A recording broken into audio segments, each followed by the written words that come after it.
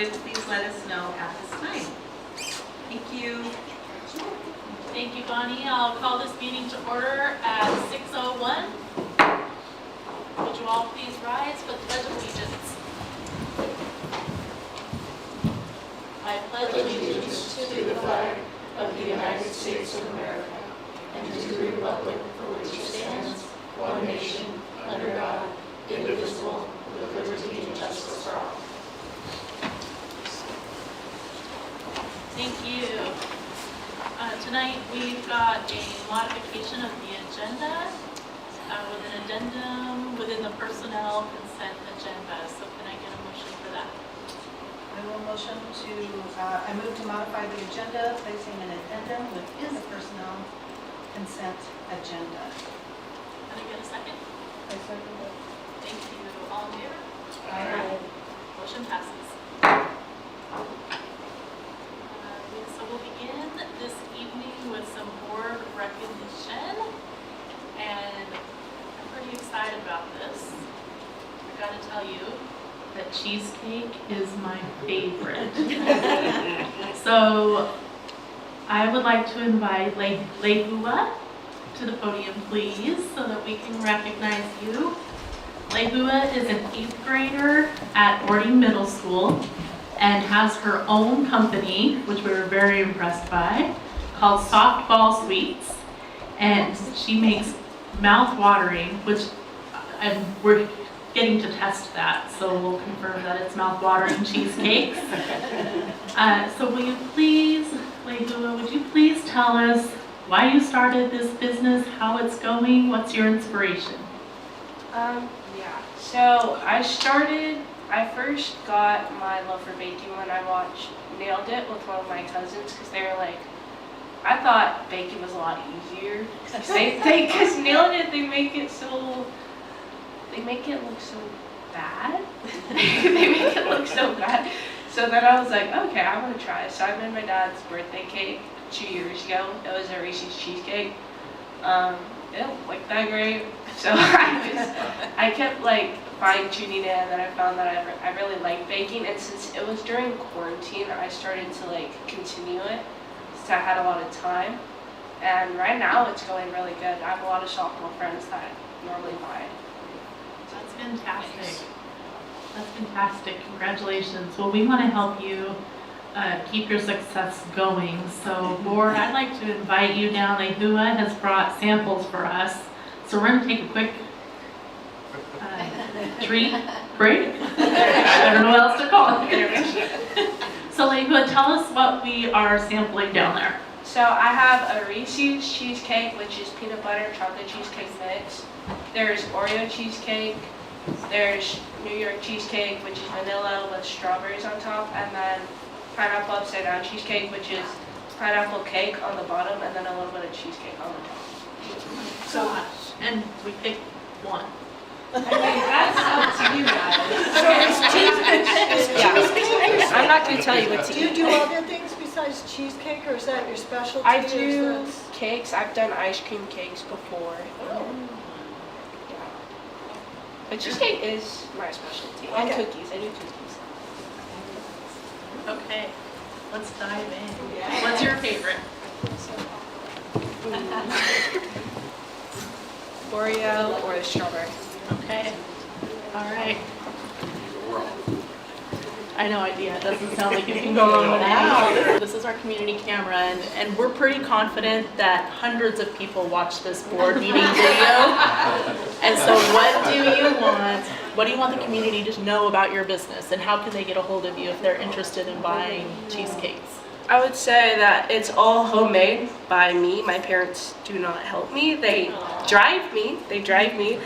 But my mom made a Facebook page. It's called Softball Sweets by Lehua. That's how to like see everything I make. Okay, so we can find you on Facebook Yeah. and place an order? Yeah. Okay, very good. All right, I'm gonna set this down so I can have one. Names, a great Isn't name. it cute? Yeah. Softball I like my alliteration. Good job. Thank you. That looks phenomenal. It's gonna taste awesome. I can tell. So how did you come up with Softball sweets. So I wanted to do something like alliteration wise, so I was like something that rhymed. And softball is my thing, so I like softball. I've played it since I was 8. Softball. I've played softball since I was 8. Oh, wow. That's the sister club team. I like it. That's on that. 7-year-old on that. Yeah. I like that.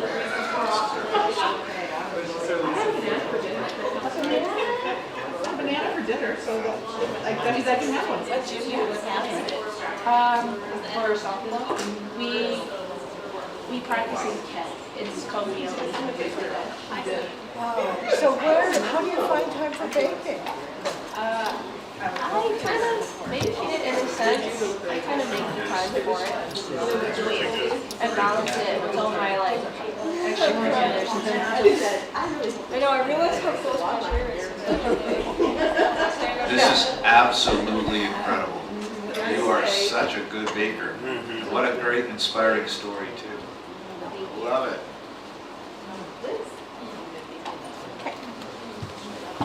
It's delicious. Thank you so much for coming in and sharing. And this cheesecake is my absolute favorite dessert. And I kind of consider myself a little bit picky. I would definitely send my family to you for Mother's Day. So. You said that was on Facebook, Softball Sweets? Okay. Delicious, very, very good. Thank you so much.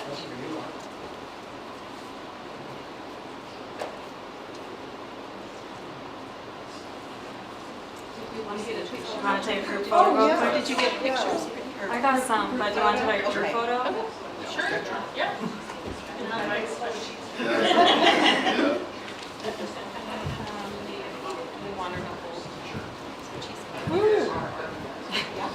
Good plan? I'm gonna You want to hold one of there? holding a platter. You hold a platter? Oh, 2? Oh, you guys are all going to hold a platter?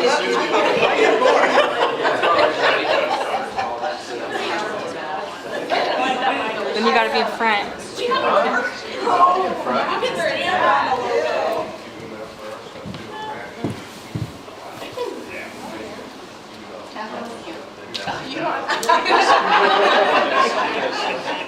Careful on the way up.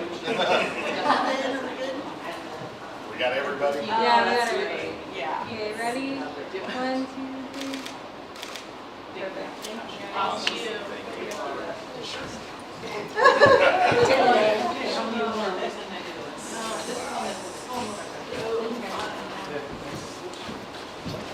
I think you all should. Yeah. All right.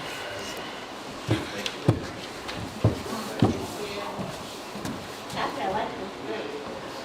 It's autism awareness month. Oh, we have one more autism shirt, so I have to try to make some more.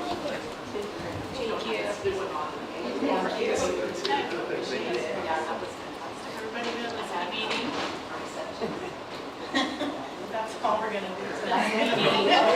Best board meeting ever? Goodness, thank you so much. All right, so we have some other cool things in addition to Lake Hua to celebrate. Board. I didn't get you with your mouth full. What else would you like to recognize? I just wanted to share that the high school, I can never say it correctly, Wazette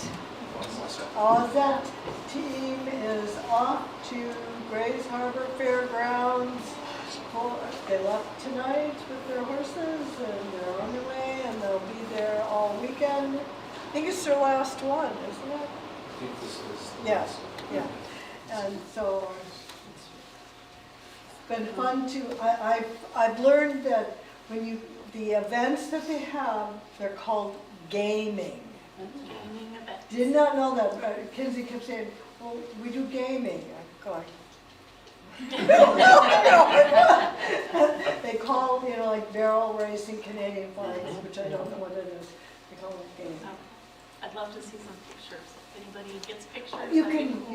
you can follow them on Facebook on the Ording Was It Oh, I think, page. yeah, Yeah. double check that. Thank you.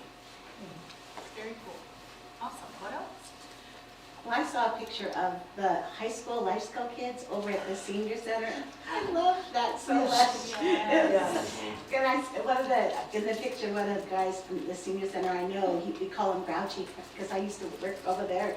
And he was like looked like he was enjoying talking to him so much. And it was like, that's a great idea. That's a great idea. And so I don't know who came up with the idea, but I love it. And they go to Recovery Cafe every week for cleaning. Oh, really? The only reason I know that is Bridget's the driver. Oh, okay, okay. Yep. That's great. I saw that too, and I thought that was pretty cool. One of the things I was super excited about was Ptarmigan Ridge's Acts of Kindness Month. And one of the things I really love about still being involved in schools after my kids have graduated is watching the kids do things like this, like where they're just really practicing on being great citizens. And more so today probably than any time in recent history is it so important in my mind. So I love that they do that. I love that it's a thing, and I love that it's recognized. In one classroom, I think, Mrs. Ray's had 215. There was 1,091 acts of kindness in all for just a month, and I thought that was pretty awesome. That's great. What I wanted to bring up is the bands, Daffodil. I was with the middle school, so that was awesome to get out there and just spend, and it was only the 3 parades, so my feet were super happy with that, what do you say? I did 4 before, but yes, this time it's only the 3, so. But yeah, just the way they sounded, the way they were playing, getting to see the high school too, going through, so watching our community out here.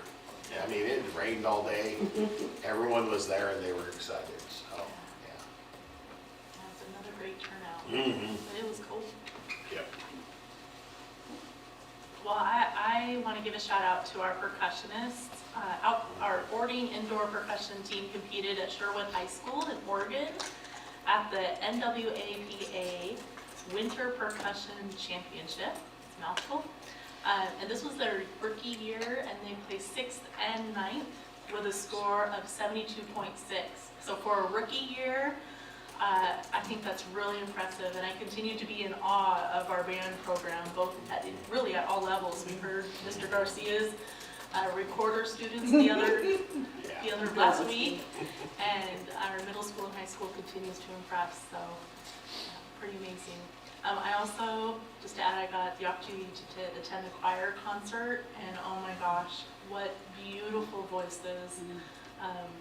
And so many students involved in both the middle school and the high school programs. It was just really impressive. So shout out to all of our kids in music.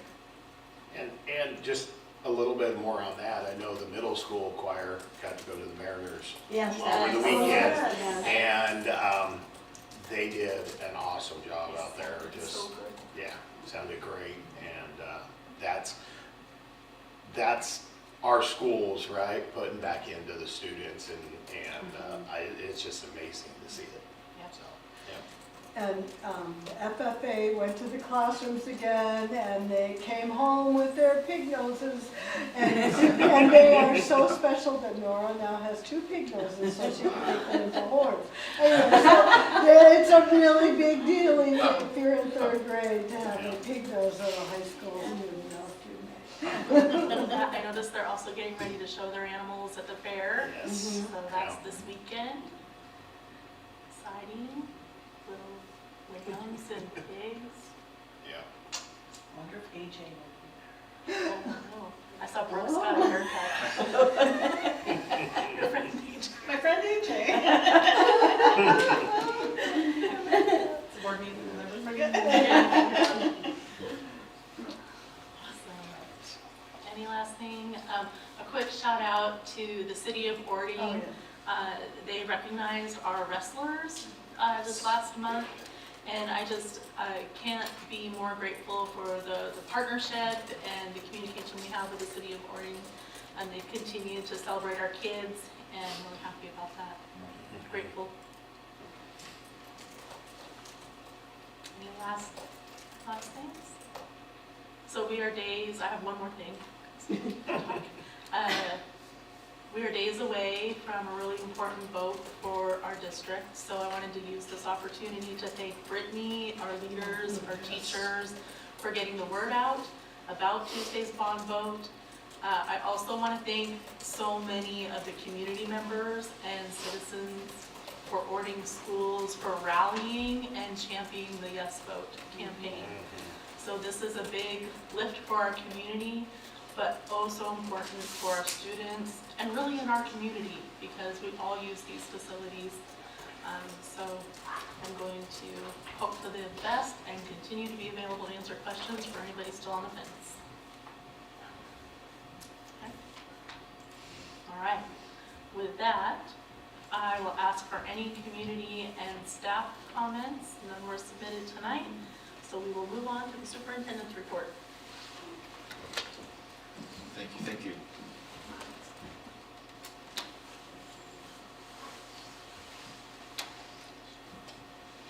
I'll just kind of start as Bonnie's bringing that up. Last time, I shared a little bit about the history of the strategic plan development, where we shared our mission, vision, theory of action, and our values that we pulled from the hundreds of people that we surveyed.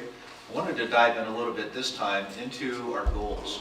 We kind of solidified some anchor work. We led this year with the idea around dignity. If we're going to have a culture that really values connection, we really need to know what that means and looks like in terms of taking care of each other. So our kickoff this year was really through that lens of dignity. And we heard from staff, student voices in that regard, and shared a little bit of a challenge to us about how do we continue to improve and recognize the inherent worth of everybody that's a part of our system.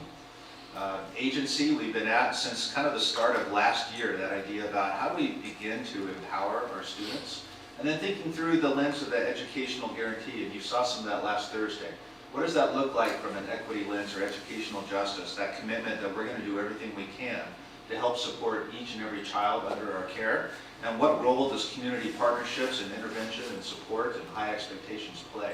So that's kind of where we left it off. This time I wanted to dive in. And why are those things important? When we look again about what is valued when they leave our care, very few of those things relate to the basic skills or your typical SDA score. They're in what kind of person are they? What kind of character do they have? Are they able to work with other people with different points of view? When we look at the top 10 last time we were at the board meeting, most of those center in the worlds of agency and dignity.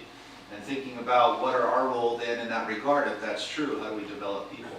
Well, that really lives in our goals. And a year ago, we set 5 broad goals and came up with our first stab at measures. And in a few weeks, you'll have a chance at a board retreat to come together and re-look at these and think through what have we learned in the last year, how does that inform our progress so far, and how does that help us think about where we might go in the future. So I just wanted to lift back to those goals to get you thinking between now and the next few weeks about what does that look like in terms of measure. Because if it's important, then that should live somewhere in our strategic plan. And if it's important, we should have some way to measure that and celebrate when we see it, or lean into that, or confront when we don't. And that's the way we get the strategic plan to live. So the 5 goals, the first one is really in that world of agency.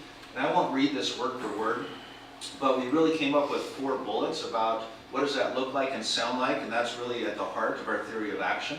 And we came up with 4 different ways to measure. I wanted to include that in the report today so you can think back and reflect. And whether it's last Thursday at PTR, or celebrations tonight, or the other board workshops, where do we see signs of progress? What's resonating with you? What do we think we have the finger on? And what do we have left to do moving forward? So we really want to get into that conversation. Our community, the number one thing they wanted to see from us in that 3 to 5 year vision was high academic outcomes and keep that high expectation.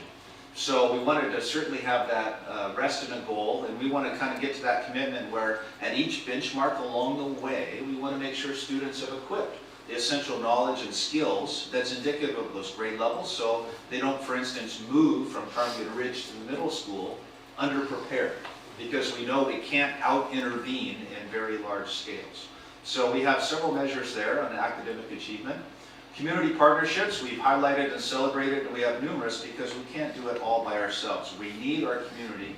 We need certain providers around mental health, social, emotional, behavioral expectations, chemical dependency, because we know there's a lot of barriers that our students have. So we came up with our first blush a year ago about how would we measure that, what would that look like, and how do we know what the needs are, and how do we respond and connect families and students in a timely way to what those needs are.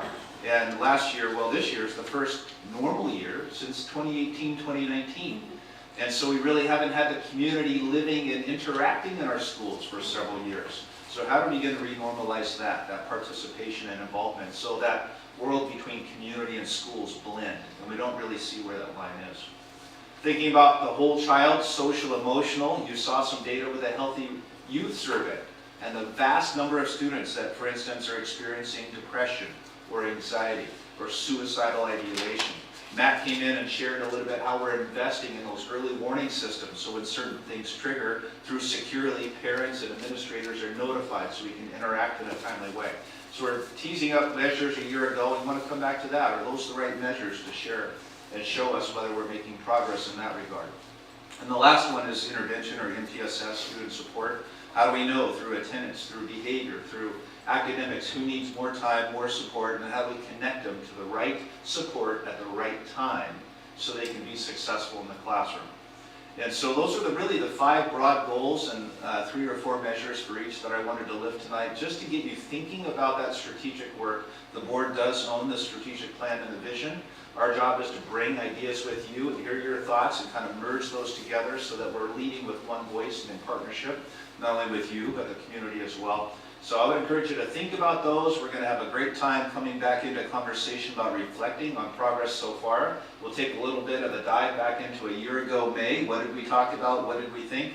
What have we seen? And we'll want to get your voice on what is next year's piece. What are we excited, encouraged about? What do we want to see that we haven't seen so far? And we'll think about how to put some traction to that. And maybe those are the right measures. Maybe we want to do some blending, and I think we might share an interesting concept of how do we take agency, dignity, and that idea around equity and maybe create a through line. And so maybe that might look a little bit different. So just as a little foreshadow, but we're excited to come into that conversation in a few weeks and begin to think about next year, because as much as we're thinking about the bond and everything else, believe me, kickoff is only 3.5, 4 months away. It's like right around the corner already again. Thinking about some celebrations. The board work session, just a highlight, wrapping those up, because those are the embodiment. When you see your work in action as a board, you set a vision, and you hear that manifest through the words and language of our kids. We saw that at PTR. There's a couple photos of our kids talking about their goals and how they're tracking their progress and monitoring, and how excited they are that they can share and know that they're readers now and equipping new skills. So certainly a highlight, and we love being in the schools, and I thought I would just bring note, because unfortunately we've been to all 4 schools already. Now it's that regenerative process of thinking about next year. You mentioned, Director Milo, the Mariner concert. I thought I'd play just a little bit of a clip so you can hear their beautiful voices. There they are on the big screen, and I think you might know one of those persons in particular. Yes. Bonnie, would you mind sharing just a bit so you can hear their voices?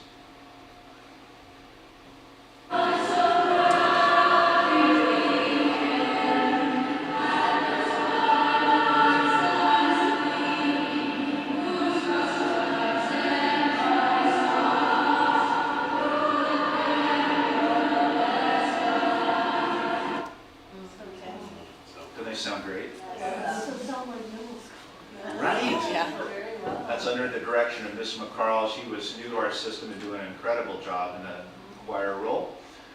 Pleasure to introduce somebody new tonight. We'll ask her to come up. I'd like to introduce you to Dr. Jennifer Westover. When I saw her application, I was beyond myself, and I thought she must not know where she's applying, because her credentials were long and distinguished. She comes from a history of early learning and developmental preschool. And in our cabinet, that's a hole for us. We don't really have somebody in the current cabinet that has come through that elementary or behavior background, and we know we've had many struggles in that regard. And she went from that world to the professional education world, a PhD, got a doctorate, and worked in teacher prep programs, helping to equip new educators with the skills to be successful in special education. And lightning did strike twice, because from Federal Way, once again, we are stealing their executive director. That's her current role, coming in to replace our current executive director, Chris Willis, who came from Federal Way several years ago. So we're happy to have you here. Would you love to just say hi and tell us a little bit about yourself, maybe something I didn't say? Sure. Something I have reflected on since I interviewed is that something about me must like to hear, well, when Chris was here. I've been really with that for about 7 years now. I am really looking forward to getting back to my small district roots. So that's where my start was in little rural districts.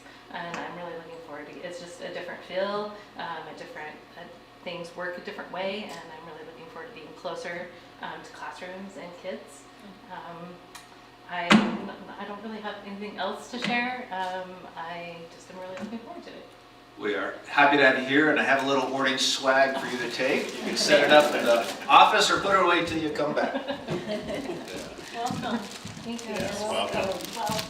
Very happy to have you. Thank you.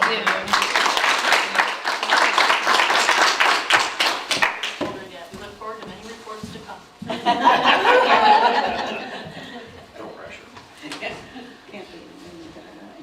Bonnie, I screwed up on my execution and forgot Leilani. I got you.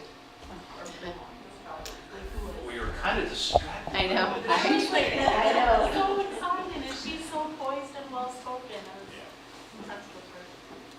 Ever since George Curls came, we've been intrigued with the idea around voice and trying to elevate student voice, as you know, as a component of just really student-centered learning and a student-centered system and agency.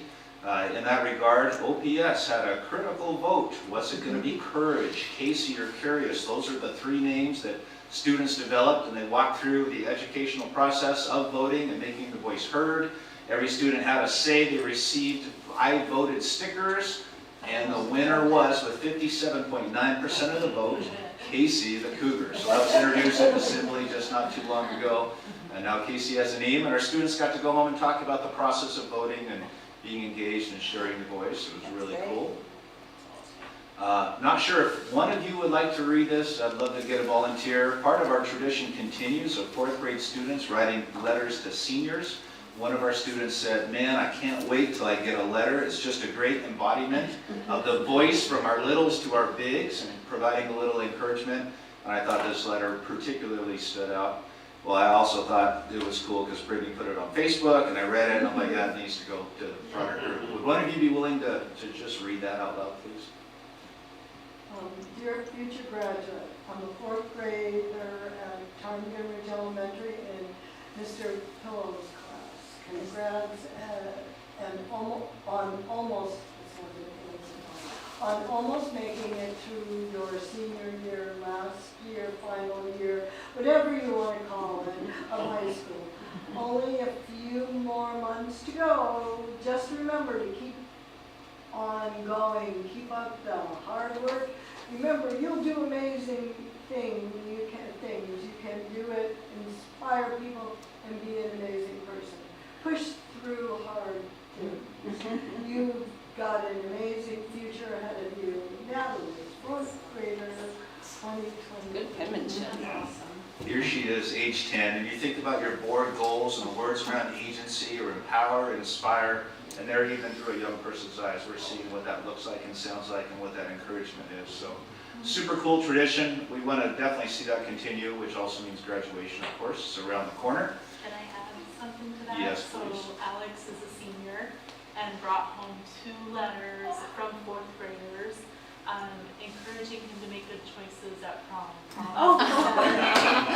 And, be safe, have fun, you'll look like royalty. It was just the most heartwarming thing. So that's awesome. I love this. I love that our under little elementary school kids are doing this, and PTR kids. Since we last met, Brittany sent me a text, Como's coming. Como who? Como TV. Where? Here? Like now? And she said, yeah, be here in 30 minutes. So I'm like, why? And she said, well, they want to do a story on the bond. They've had some school closures in Seattle and Issaquah, and they wanted to tell a story about growth. And unbeknownst to me at the time, come to find out through Kevin Wilbur, teacher at the high school, his son Silas, Orting graduate, has been emailing Como, specifically the person that came and did the interview, since January, trying to get the story told about Orting. And if you know Silas, Silas will persist. He will not be wrong when he runs our score clock at basketball and at football, and he is dedicated, and he just will persist to get something done. He has that good Orting perseverance. And it finally turned where they came and wanted to do a story about us. So I'd like to share that tonight just publicly and get that story out in case somebody missed the 5:30 or 6 o'clock news. Someone at this table, other than myself, might also have made it on TV. 7 out of 8 school bond measures that were on the ballot in February failed. Orting School District is so desperate that they're taking it right back to the voters next month, hoping for a different outcome. It's our Crisis in the Classroom report tonight. Como's Denise Whitaker shows us why the district and its students say they needed to pass. More than 1,000 students ages 5 through 21 share one campus in the Orting School District. During second period, all of the little primary school kids get off the bus. And so it's just a whole bunch of adults just trying to move these millions of little kids. Right now, the district's using more than 40 portable classrooms just like these at 3 different schools, and that's still not providing all the space they need right now. Most of our science classes do not happen in science labs, so our kids don't get to experience it. I know my own son in college, he struggled at first because he didn't know how to use lab equipment, even though he's one of our top students. Principal Cliff Fries tells me other students may struggle in welding, business, or other career paths where they're also not getting the exposure they need. The need for space is even greater at the elementary school level. That's 87% over its design capacity. It was built for 290. And right now we're sitting about 550. So the district is asking voters again to pass a $150 million bond to build a new elementary school. People don't want to fork out the extra money. The last bond, which cost voters $2.81 per $1,000 assessed value, expired last year. This new bond, if passed, comes with a lower cost, $2.49. At that rate, the district says it would cost the average homeowner $98 a month. When I'm older, I watch my money, and the taxes are already pretty spendy. Still, Johnson says he is for this bond. In Orting, Denise Whitaker, Como News. As worried as I was, and as bad as I bit my nails at 6 o'clock, I was really pleased to see that, because I think it really represented our situation well. We didn't use the words crisis, that didn't come out of Michaela's or my mouth, but seeing our context through someone else's eyes, I'm glad they told the story that way, because I hope that raises awareness of just the constraints that we have and just really how desperate the need is. Thinking of how to move us, our schools have been really trying to elevate that idea around participation. What we saw across Pierce County, the average age of voter last election was 60. Our average age in our demographic was 54. And we were really trying to encourage awareness and engagement with our constituency. So PTR, OMS have created different challenges of ultimately up to pi the principal. If we get a certain number of those ballot tabs that come from voting, there's a little bit of cross-school competition. There's elevated pictures about folks that voted, so we really want to tell that story. So Wednesday we had a little over 1,700 ballots returned. We need 2,883 to validate, and 60% of those to pass. So we're obviously hoping for a big push and lots of engagement, and we would really encourage all of the participation and constituency to just keep telling the story, get the information out there, and hopefully we'll see enough votes to validate come Tuesday night.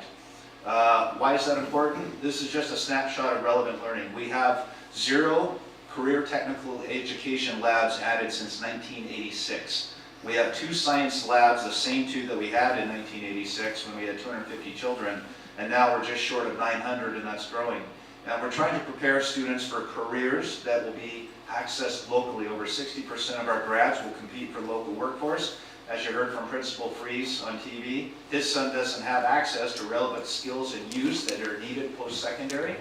And these are just a snapshot of our life skills partnering with Regular Ed, raising and rearing salmon.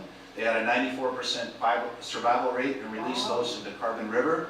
And much of that lab work is happening in portables and facilities that were never designed or equipped to do what we're trying to do. So we're still trying to hold on to the learning and the outcomes as best as we can, but the facilities are wholly inadequate, but we're still making do and seeing some cool things like this.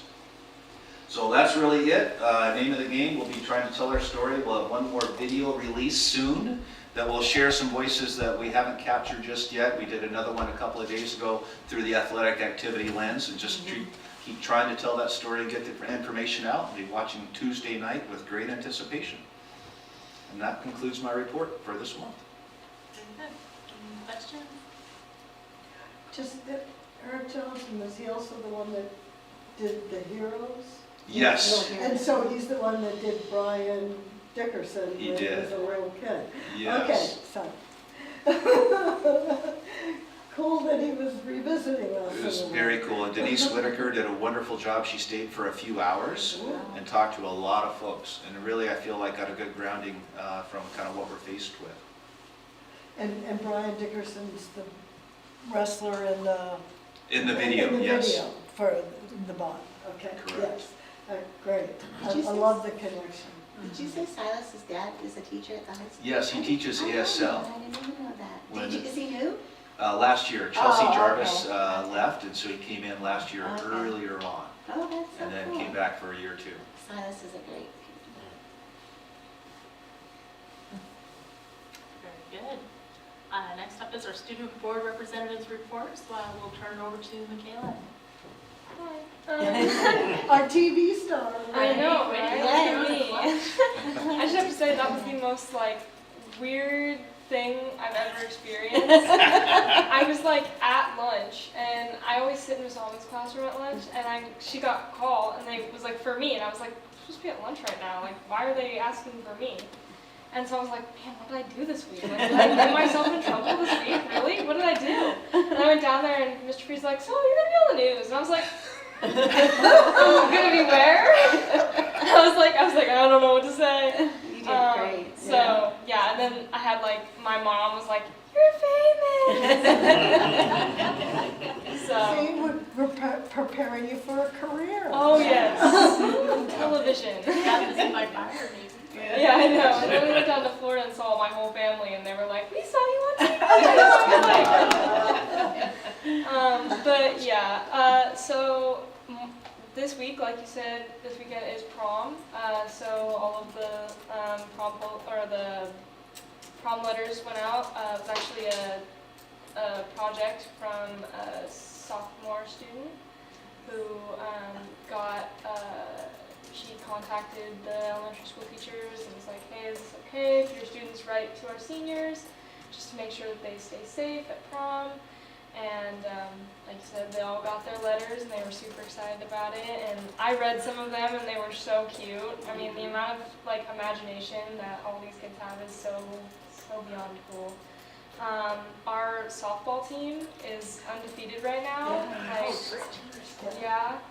At the top in league. Our baseball team is on their way to districts, heading on the path to districts. Our FBLA team is at state this weekend, so they have been gone since Wednesday, and they're in Spokane. So I have a couple friends that are doing that, and that's pretty much all I had about everything going on. Where are they having prom? Temple Theater. Oh, that's cool. So we did that a couple years ago, but when we did it last time, we booked it late, so we were moved to the basement of it. So this year we booked it early, and we're supposed to have the actual room this time. Oh, good. And do you have a theme? Yes, it is Old Hollywood. Oh, fun. Yeah.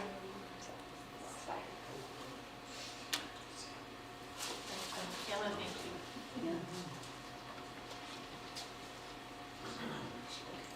All right. So I'd like to invite Matt and Liz up for a facilities update.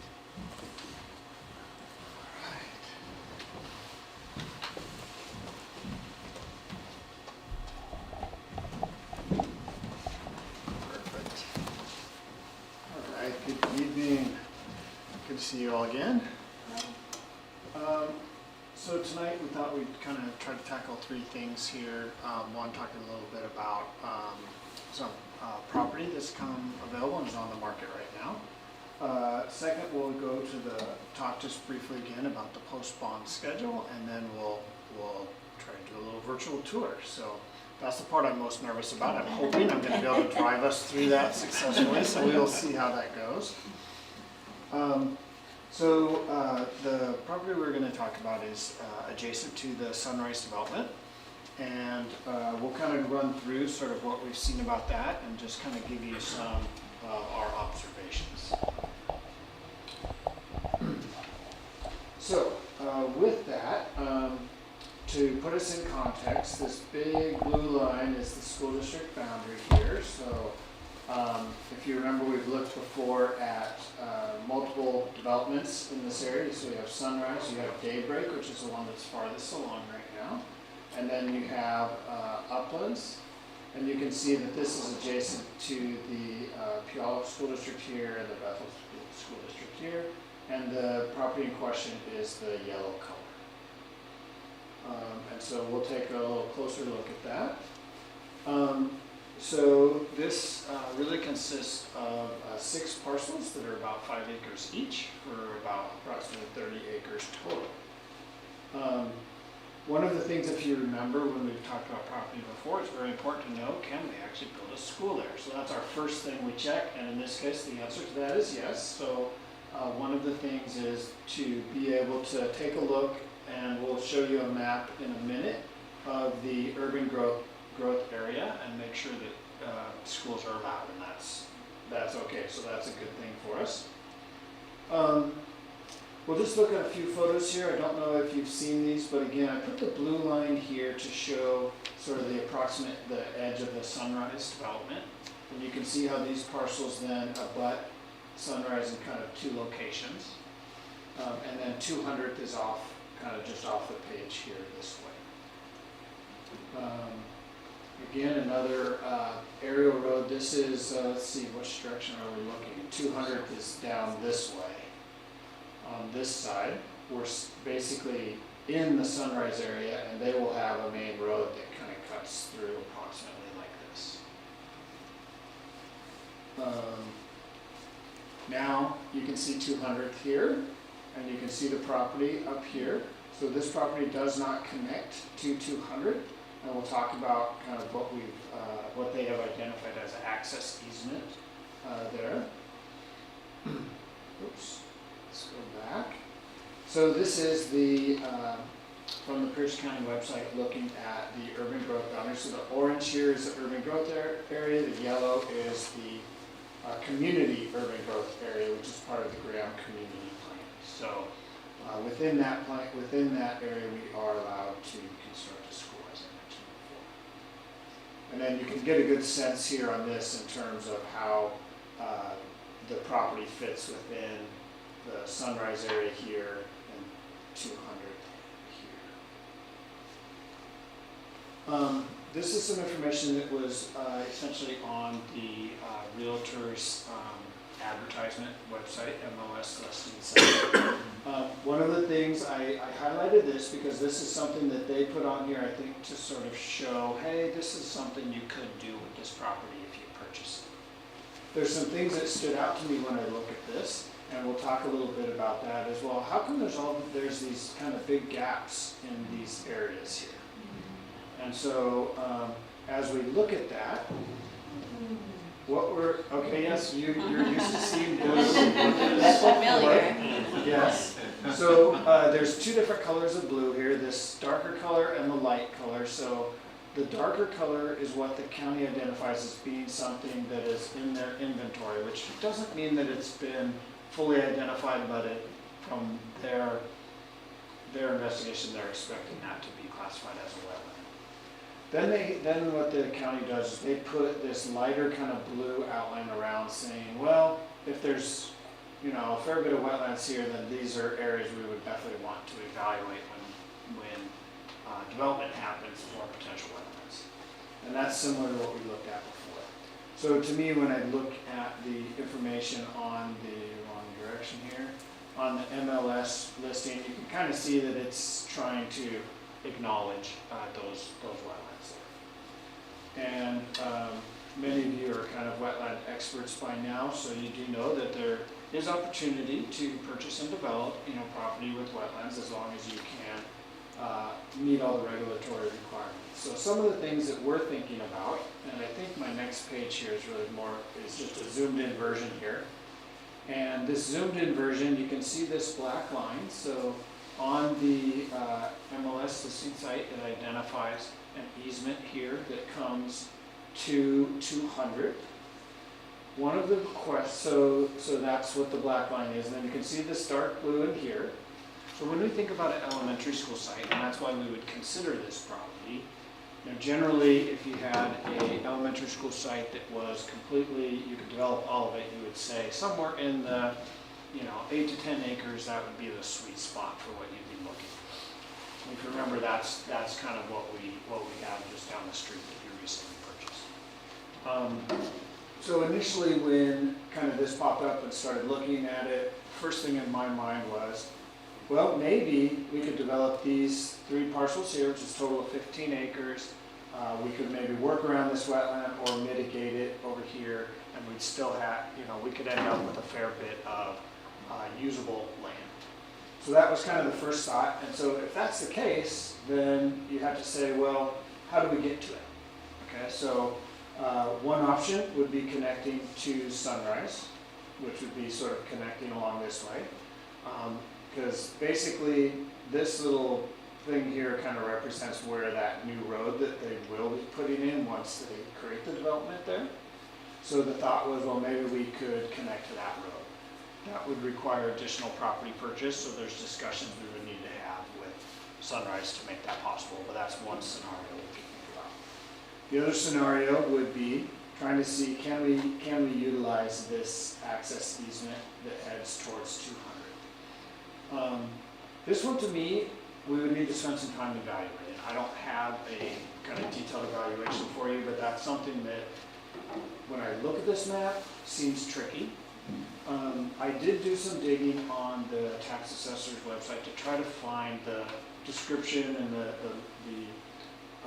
for this easement. I could not immediately find it. I'm sure it exists, but I couldn't initially find it. So if we ended up kind of moving forward, that'd be something we'd want to look, and most likely the listing agent probably has that, you would expect. So that would be something we'd want to look at and just understand that, because you can see this easement is not on our property. Only a little bit of it is actually on the property we would be purchasing. And then, of course, it's expected that there's a fair bit of wetlands there, so that's going to be a challenging way to get access to these properties from 200. I think that was what I brought for talking about the site. I'll just kind of open it up and you can kind of ask questions or have other discussion. I think I probably asked this, but if you can just kind of confirm my thinking. So besides the easement that would go down that would provide access to 200, yep. If that didn't happen and we had to rely on going up the hill into Sunrise, yep. We would still have to connect those students in that school by going through Sunrise Development and past the Puyallup schools, correct? Well, let's look at that. That's a good question. Okay, so as part of the Sunrise development, you can kind of see, it's a little small, but you can see where the light is on the cursor. This is the new road that's going through Sunrise, and that's kind of the main connector road.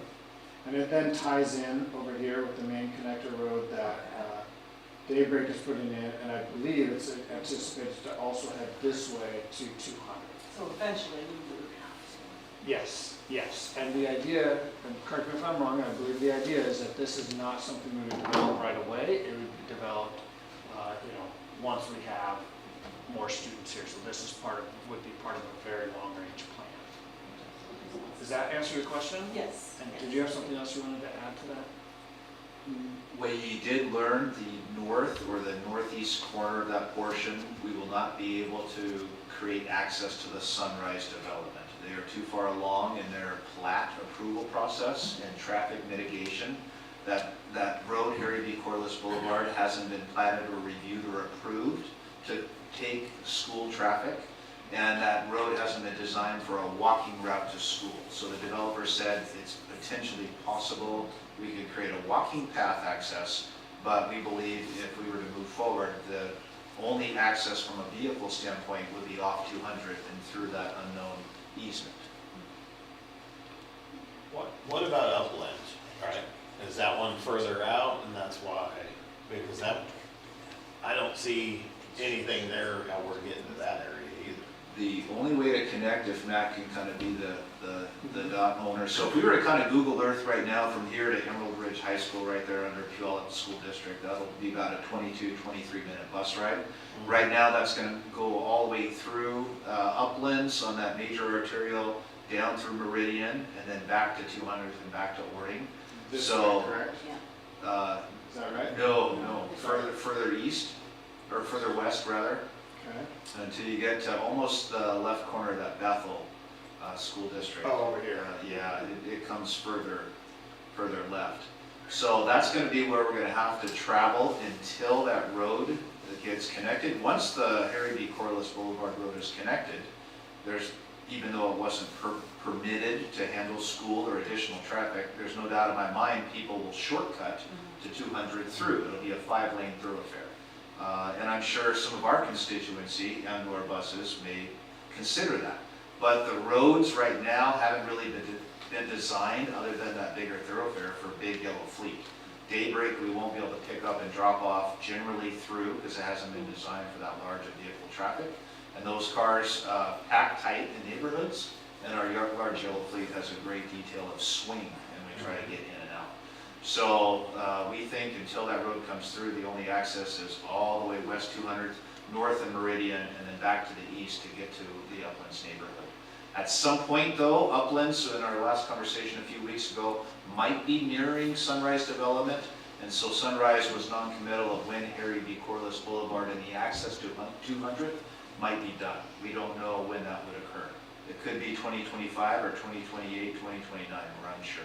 That was my question, is there's no guarantee of when that will be done? And how can you build a development that doesn't have streets that can manage school buses? You want to tackle that, or do you want to? But it's once again one of those things with the county and the development is. Older codes, and really it's not with school buses, older codes, if you look at older neighborhoods, the streets are more narrow, they're generally parking permitted on either side of the roadway, and there's barely enough to get, not commercial, but just regular vehicle traffic. Newer codes or newer ordinances, many municipalities have widened that or limited parking to one side of the road to create access for emergency vehicles. If that is true, then generally there's probably enough for a school bus as well. But mostly we're limited to the main thoroughfares even now. There's places we can't get into in tight, so kids have to come to us. For our standpoint, we're going to be watching that and seeing when that access might go, so we can kind of get an idea of how do we more, I'll say, easily get Uplands students to the Ording School District, particularly because we know if we were able to find a site, it'll be years before that would happen, and their development being well underway. So we'll have to do a lot of picking up on each of those 3 developments. Uplands is the more challenging one to get to. You'll see a dangler road to the right of Uplands on the east side of the road that was designed. Go north. Yeah, that one. Just south, it was designed to come down to the valley floor through that location, but what we learned from our developers, there is no discussion or plan or even dream of that being a possibility at this point in time. So access really will be limited to Meridian until Harry B. Corliss Boulevard is developed. This is just so in the planning process of the county, you can say that there's going to be a road, but there's not an obligation to build it. They're either going to build it in phases corresponding with their development, Or it may make greater financial sense when you have the graders and clearers and asphalt people just to punch it out all at the same time. And when we met with a few weeks ago, they're projecting 2025 at the earliest. So they're really looking at market conditions and probably price point and thinking about when's it going to make the most sense to make a move. And at this point in time, they're not sure when that would be. Their second phase just did receive preliminary plat approval. Sunrise, I believe East it was. This one? Yeah, our attorney, your attorney, land use attorney Denise was present, so that was just recently plat approved. So from their perspective, it's a little bit hard to go back and redo some considerations because they're years in the making. And as you know from your experience, every delay means potential jeopardy and a lot more dollars.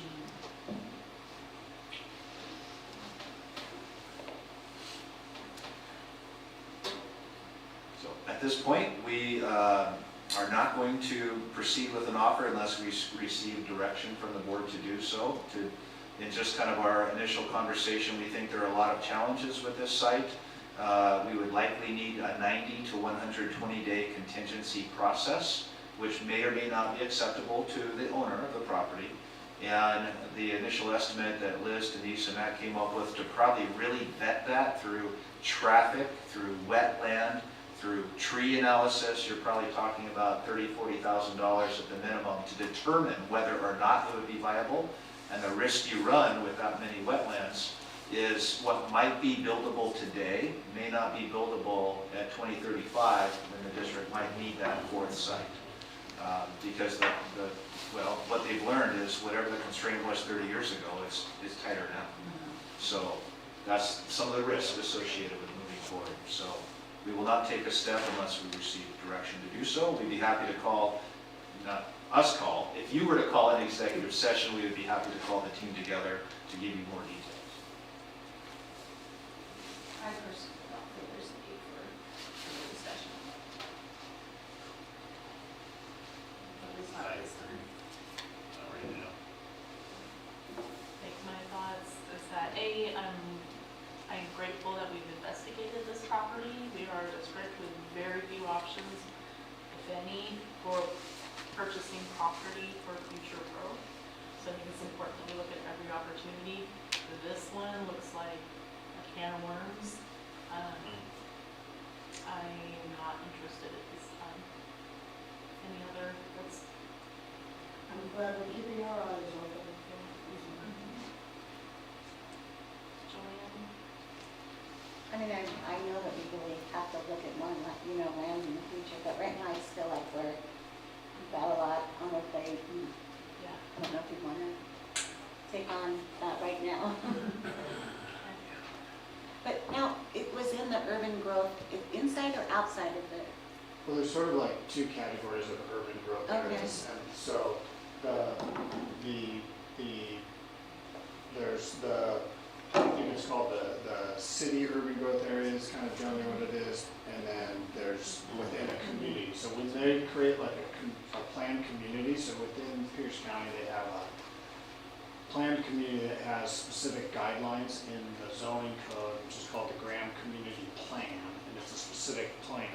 That plan is considered a community urban growth area, and so that's where, let me find that map again. Did I pass it already? There it is, okay. So that's basically this whole yellow area. So if you remember the area we were looking at that is Bethel School District, that's this part of the yellow area.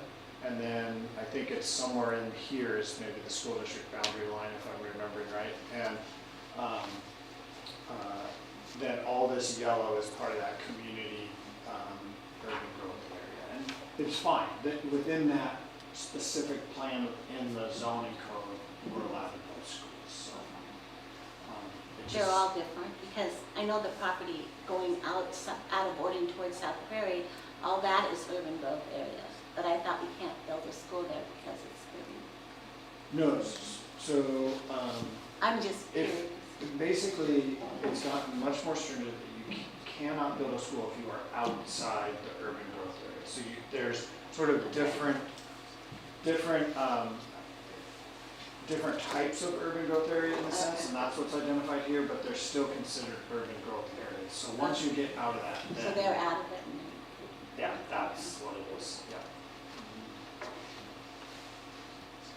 There can be other type of development outside the urban growth area, but they're restricted school development. And part of the logic there that many counties have been doing is basically that if you can't build a school there, then the intensity of the residential development needs to be less, and that's why there are urban growth areas. To say these areas should be more intensely developed, other areas not.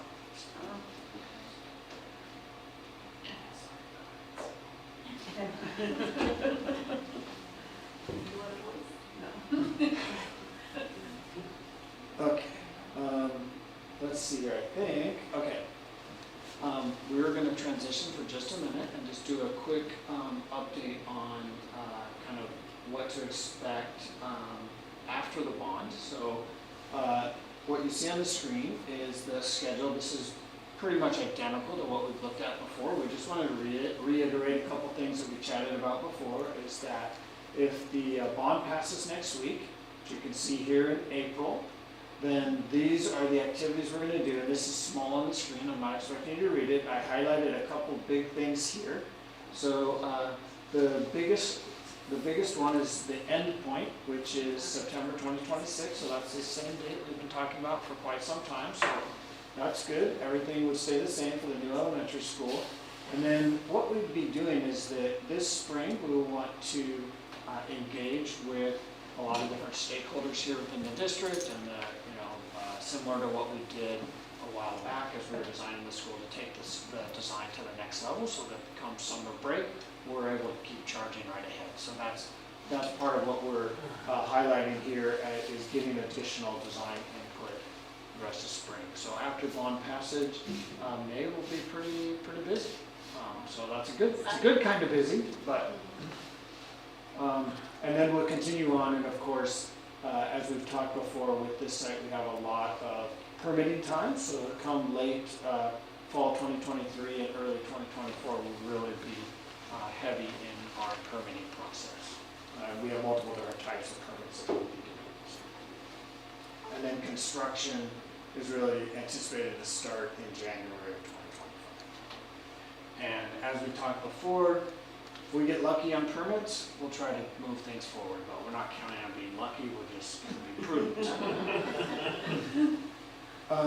PTR schedule, so the PTR additions and renovations, that's going to be able to be a faster process and a simpler, more straightforward permitting process. So if you remember, the dates before September 2025 is when the new buildings open.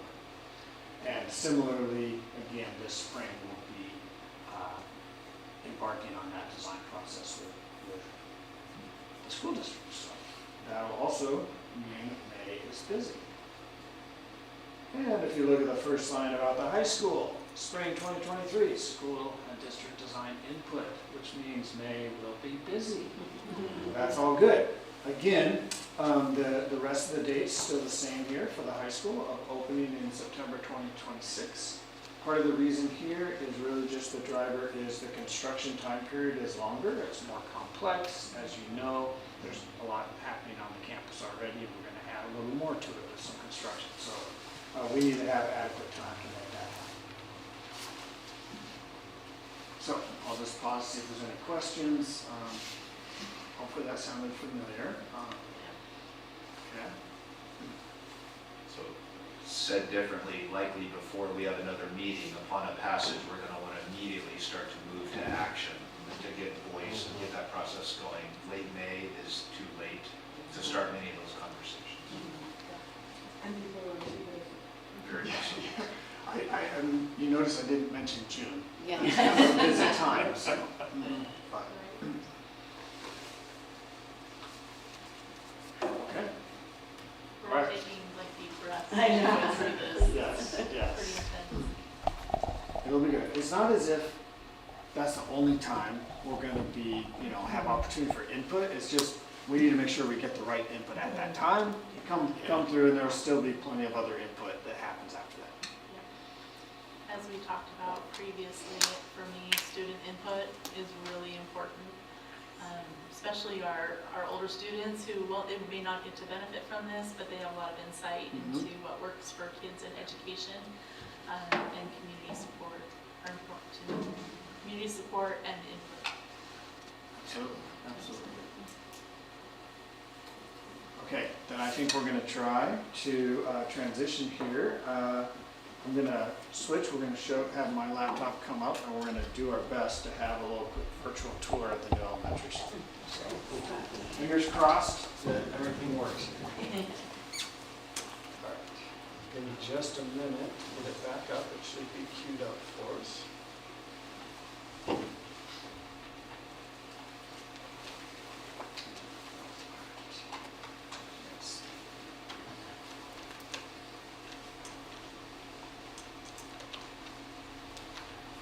Okay, look at that, looks like it's switching.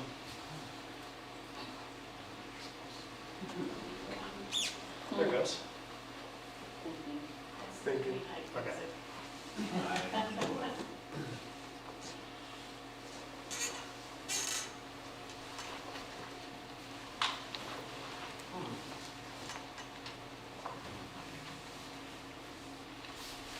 Ta-da! All right, great. Okay, so maybe, well, hopefully that's bright enough. Do we need to dim the lights enough, or can you see that okay? Are we doing okay? I don't know if we can't even dim the lights, or if it gets too dim then. Let's see. Want me to turn off? Yeah, there we go. How's that? That's a little bit brighter. Okay, all right, so let's do this. Okay, so, whoa, all right, not too fast. All right. I was going to get us to the front entry for a second here. And then, oh, I know what it is. Here we go. We can stay on the ground. Okay, we're going to walk instead of fly. Okay. So basically, what I'm going to do is just sort of pop out. Oh, it didn't like that. So it doesn't like it if I try to walk through a wall. So here we go. We're going to walk through a door instead. So you can get a sense here. We're kind of coming in. This is our security vestibule that we're in right now, and I'm looking back towards the front entry. And if I turn around, you can see, if you remember, that looking through here, this is the courtyard space beyond. And if I keep spinning, now I'm looking at the main office, the administration area here. So we can kind of come on in. Again, this is just really pretty. We don't have all the stuff in here, but you can just get a sense of the receptionist, how the receptionist area will have really good views out with nice big window, as well as seeing all the visitors. So I think that'll be a nice, really kind of open, welcoming, but also still very safe entry. Across this way, this is the gymnasium and the cafeteria. So if we went through there, that could be your after hours event entry into the cafeteria gymnasium. Good. And then if I kind of head through here. So again, you can see us outside, and then I'm going to head this way. So this is sort of one of those community gathering spaces. It's just outside the main office. You can see back into the main office there. Down here you can see one of the hallways that takes us to our school, and we're going to head on upstairs because right above us is, okay, that didn't work. Sorry about this. You gotta walk in too fast. I did. I know, I can walk up, so here we go. This will just give you a little view all around, so you get to see some of my inadequacies here.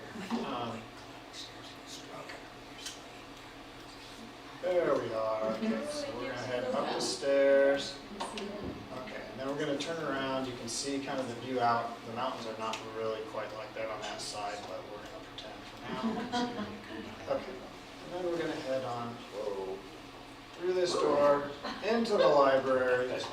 So you can start to see, and then this is your Rainier view here out the library. So you can see students are doing all kinds of cool stuff in here. So there's lots of kind of ways to sort of enjoy the space, and then it also has a separate kind of teaching area over here, so that kind of creates kind of just off to the side of the library. And notice we're just looking to use some wood structure that I think kind of is really sort of nice feel for the space. And might be new furniture, and it's not really all right, we're gonna take this route through, around the furniture, and through. Okay. There we go. Okay, so you can see this is another stairway to get you up. We're gonna head into this classroom wing here. There we go. Okay, so as we head into the classroom wing, you'll start to see that there's some big windows that take you in, look into the classrooms. And we haven't put all the furniture in all these classrooms yet, so you can just kind of see a starting of how that might feel. But as you head down the hall, it kind of helps to create a nice welcoming feel. Plus, like from this classroom, you can see these windows out into this kind of space here. So we have a couple classrooms straight in front of us. Off to one side is again another kind of stairway that'll probably mostly be an emergency exit stairway. So we spin around, then you get a sense of kind of this open space that the classrooms can connect to. Some of the things that we have off to the side, you'll see this very engaged person here, and you see a kind of conference type small group room. So there's 2 of these rooms here that a specialist could be working with a student in here. We talked earlier about some of the goals of increasing student engagement.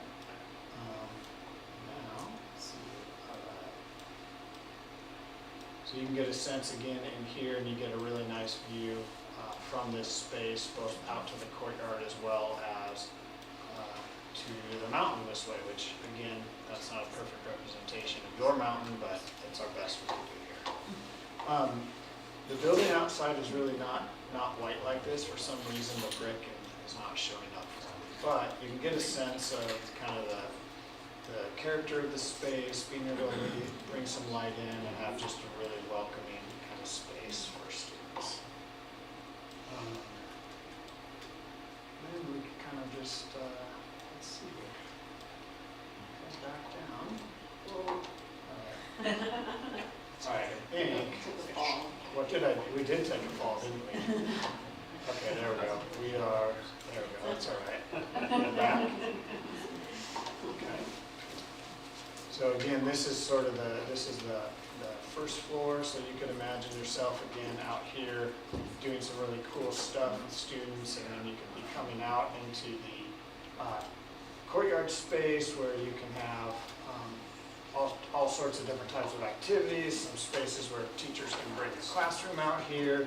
This is the library up above us, and if we turn and look this direction, this way again is towards the wetlands and the mountains, so we're hoping that some environmental learning can happen adjacent to that wetland. And then as we come in, head back into the building here. We will try not to crash into anybody, which we just did. Okay, let's try this again. Okay, now we're doing it. And you can get a sense again of sort of just kind of that connection. This is sort of your main entry, so you really have this sense of connection across your building, which allows the building to actually feel a little bit smaller. It's a good sized building, but it allows it to have a smaller feel. So then you have this kind of covered area. The intention here is that this is actually right next to, if I would spin this way, right next to the art room. So this is actually the art room here, so you could be taking art outside. It's actually this window here. So you could be taking art outside and have a covered area to be able to do things. And it would be right on display, kind of just through the front entry, so you can imagine all these cool things happening as you enter the school as a parent, seeing your child out here doing art. Okay, I think let's try. We're going to head towards the gymnasium and cafeteria space. Okay, so now you can see we're walking. If we were walking to lunch, we'd continue down this hall a ways. If we were going to go into the gymnasium, I think this is going to take us there. No, it is not. We'll do it this way, and I will get us there. Come on out. There we go. Okay. So now we're into the gymnasium, and you can see here we have the stage. This is showing a partition that closes there, so you could have a class on the stage. And then we will have bleachers along this wall, so big assemblies. The bleachers can come out. You can have a nice big assembly space there. Of course, a great gym space for students and for the community. If you remember, we are making this a full-size basketball court, so that allows the community to be able to use it for sporting events, as well as, of course, the school to use it for PE. Then we come on in here, and we're in our cafeteria. Yes, exactly. You don't have to share with your gymnasium. So if you think PTR, we'll be building an additional gym there. So PTR will have 2 separate spaces as well. So that's going to be pretty cool. And then again, basically the cafeteria here will have some doors to it, kind of basically right through here. And those take you right out to the playground. So right from the cafeteria, you can just go out to recess. And if you're taking your class to recess, you don't have to walk through the cafeteria, because they can go down that hallway we were just in and head out to recess. So it should be, the flow of students was something we actually talked quite a bit with the committee about, and trying to make sure that works. And that was actually one of the things I really said, we need a clear way out for recess. And then this area here is where the cafeteria would be.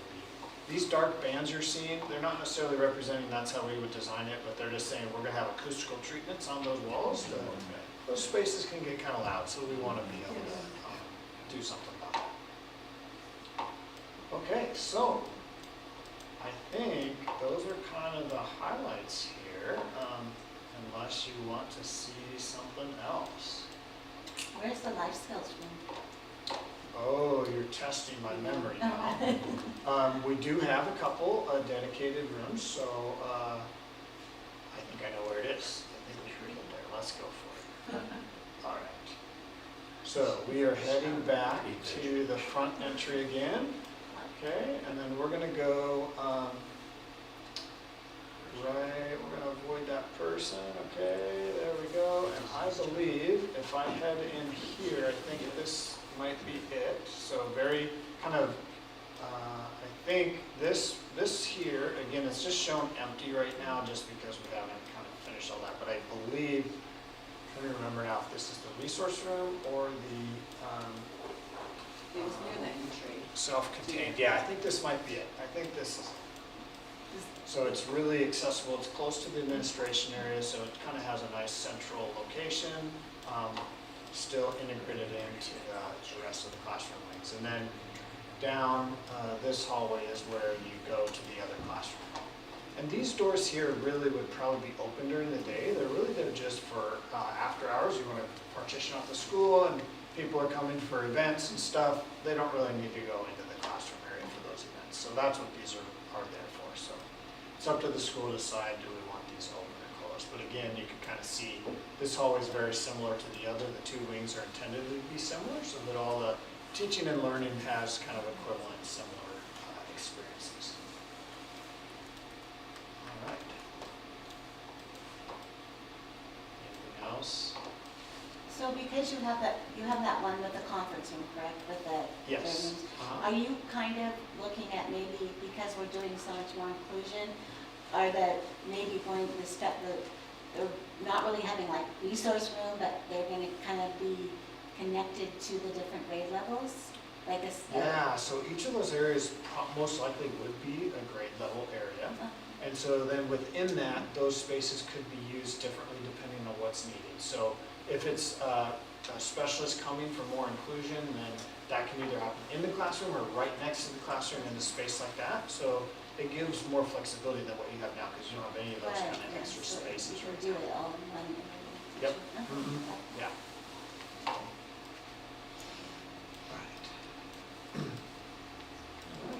Nicely navigated.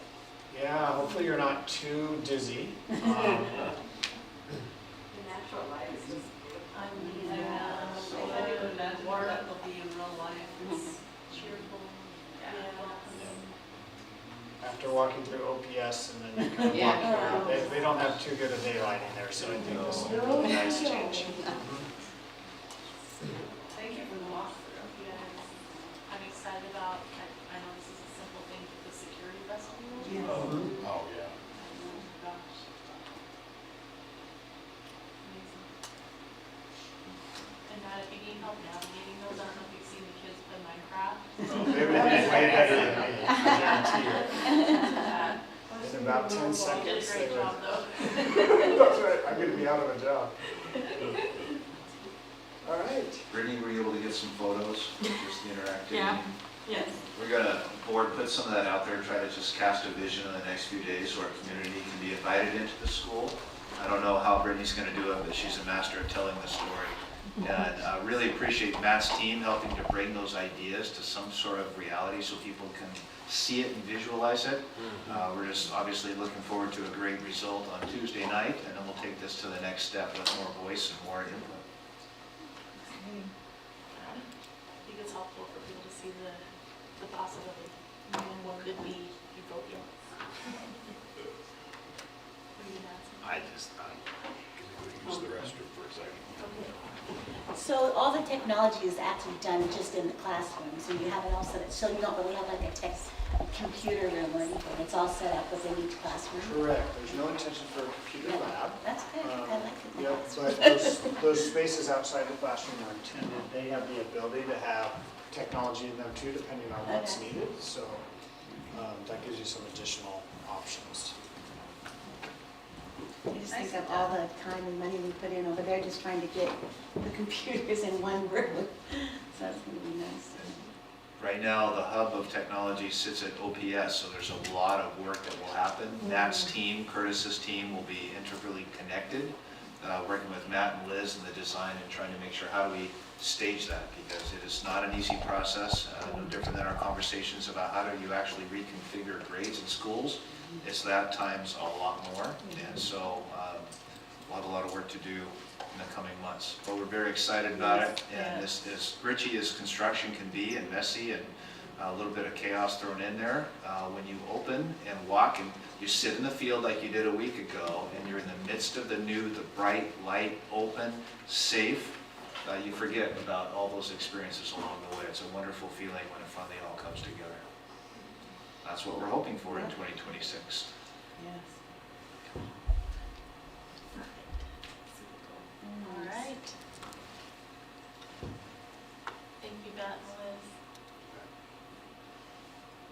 All right, next up, Director Brad with information about our Lahar drill this year.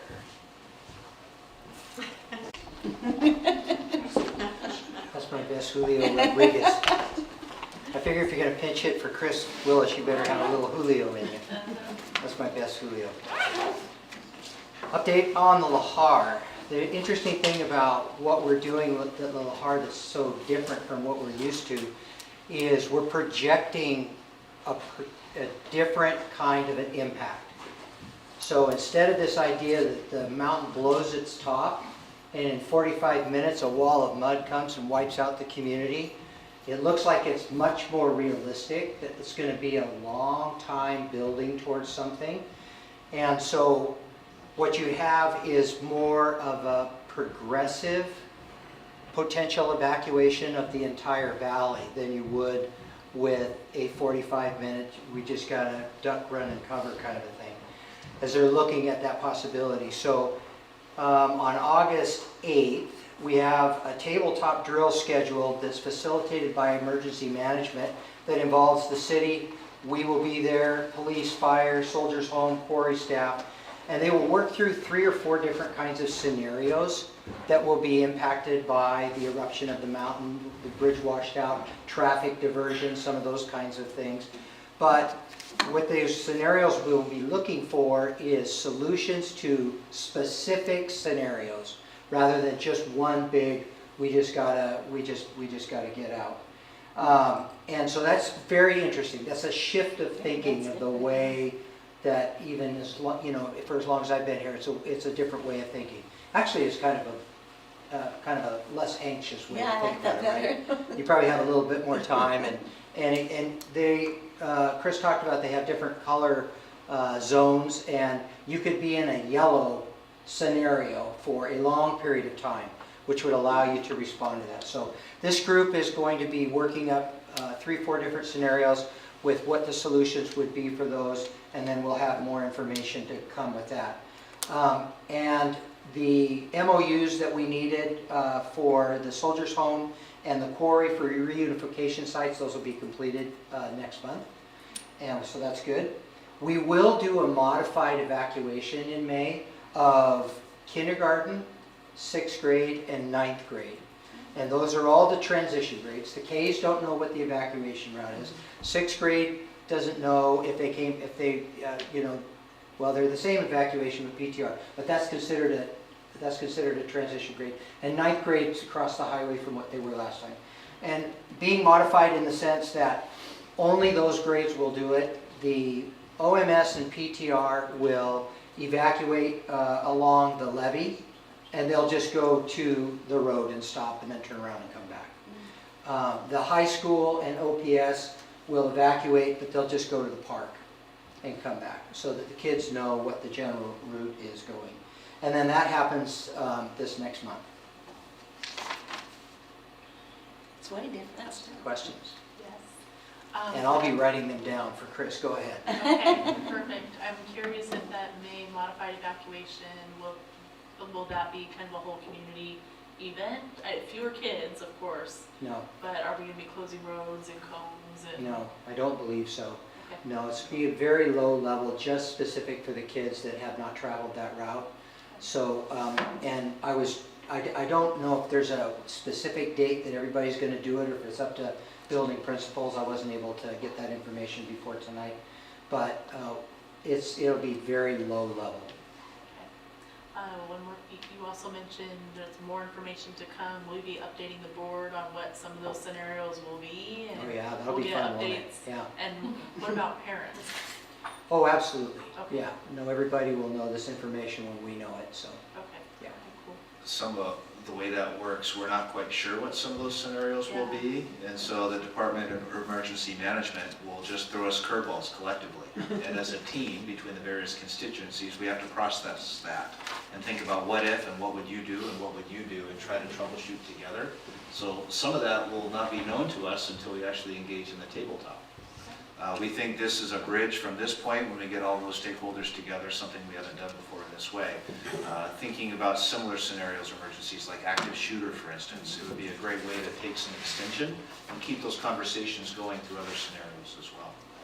So when did they come up with this new idea that it's not just going to be a 45-minute?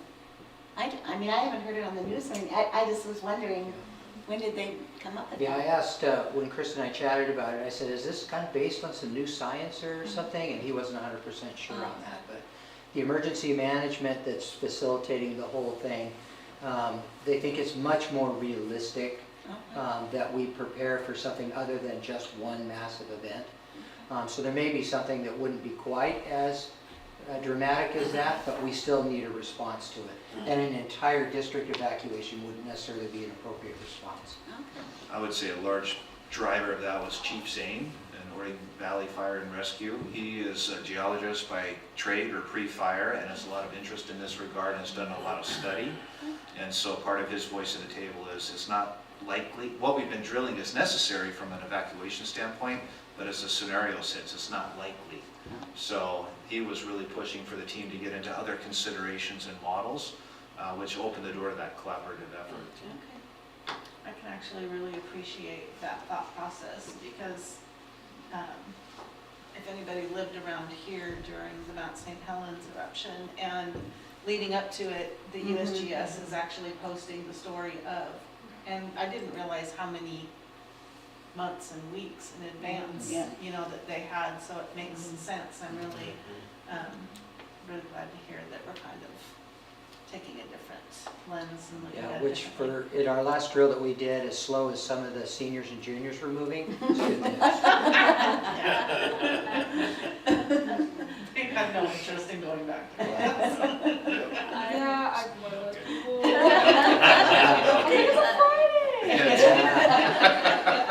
first Yeah, time those in people 11 were years out I for won't a be walk. walking no more.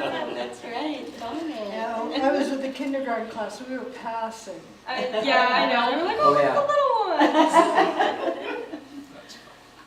I think there's interesting implications. We've lived here in the community well over 20 years, and the idea of being kind of in that yellow warning period, and will families send their kids into the valley for school and you know, continuing education during that kind of situation when there's a lot of what ifs and a lot of thoughts and questions and ideas, and how will the community respond to that? Might be interesting to explore at some point. And continuity of district operations. You know, as we talk about the possibility of school facilities off the valley floor, whether it's to Holly area or a Sunrise type area, what are the resources that we need off the valley floor in the event something major happened? And you can't predict the whole outcome. I mean, I lived in Ellensburg at the time, and nobody had predicted that Ellensburg would be closed down by the ash. Right? Yeah. No. So, interesting. All right, well, I'm excited to hear how things go, and it'll be an interesting summer. And I'm guessing September, October, we'll get some kind of report out on how that all went. Yeah, and that'll come from me. This is an area that I'll be taking for Chris when he leaves, and so I'll have more. I'll know more about it, with a little bit more background. So hopefully be able to answer all your questions. Yeah, interesting. Just as a point of interest, I was at a workshop the last couple of days, and the speaker that we had was up in Alaska for a workshop, and the mountain that blew in Russia and blew all the ash and everything in there. And she was telling the story about how she was flying Alaska to come here for this conference, and over the loudspeaker says, "We need everybody to board the plane now because our window of opportunity is closing." Oh, wow. So, and it closed, and she had to stay there for the weekend. But when you think about the interruption of different things like that, you know, so something to think about. I'm going to still stand here because I think I have the next one, right? Okay. Washington School Improvement Framework update. Yeah, we wanted to give you just a quick update with the recent announcement with the new cycle of the Washington School Improvement Framework. We've had 2 schools that are identified for support, and I wanted to give you just a little bit of a background and an update on that. And as you look at your document, just a quick reminder that the Washington School Improvement Framework is made up of academic performance measurements as well as student success measurements. So the academic, ELA and math, both proficiency as well as growth. The school quality or student success deal with things like attendance, ninth graders on track, and dual credit. The way that is divided and broken up by demographics and breaks down into categories. Out of all of the state testing, they look at that they identify a 5% lowest performance rate and create what they call identification threshold, and that changes based on when that cycle happens. And when we think about the difference between what happens on an annual basis versus a cycle, that's kind of important to know. COVID messed all this up, so that's part of this dilemma that we're in. But every year, the Washington School Improvement Framework updates the data based on the previous spring's SBA, attendance data, and some of those kinds of things. So every annual year, we get new data on our schools. But when this started in 2017, the intent was, in that first year of identification, they would identify those student groups below that 5% threshold line, and that created the first 3-year cycle of identification for support. That cycle was supposed to finish 3 years later in 2020. It literally lasted 5 years because of COVID. So cycle 1 lasted 5 years instead of the 3 years. Cycle 2 started with the 2022 scores and stuff when we finally, last spring, when we finally had our first full assessment back.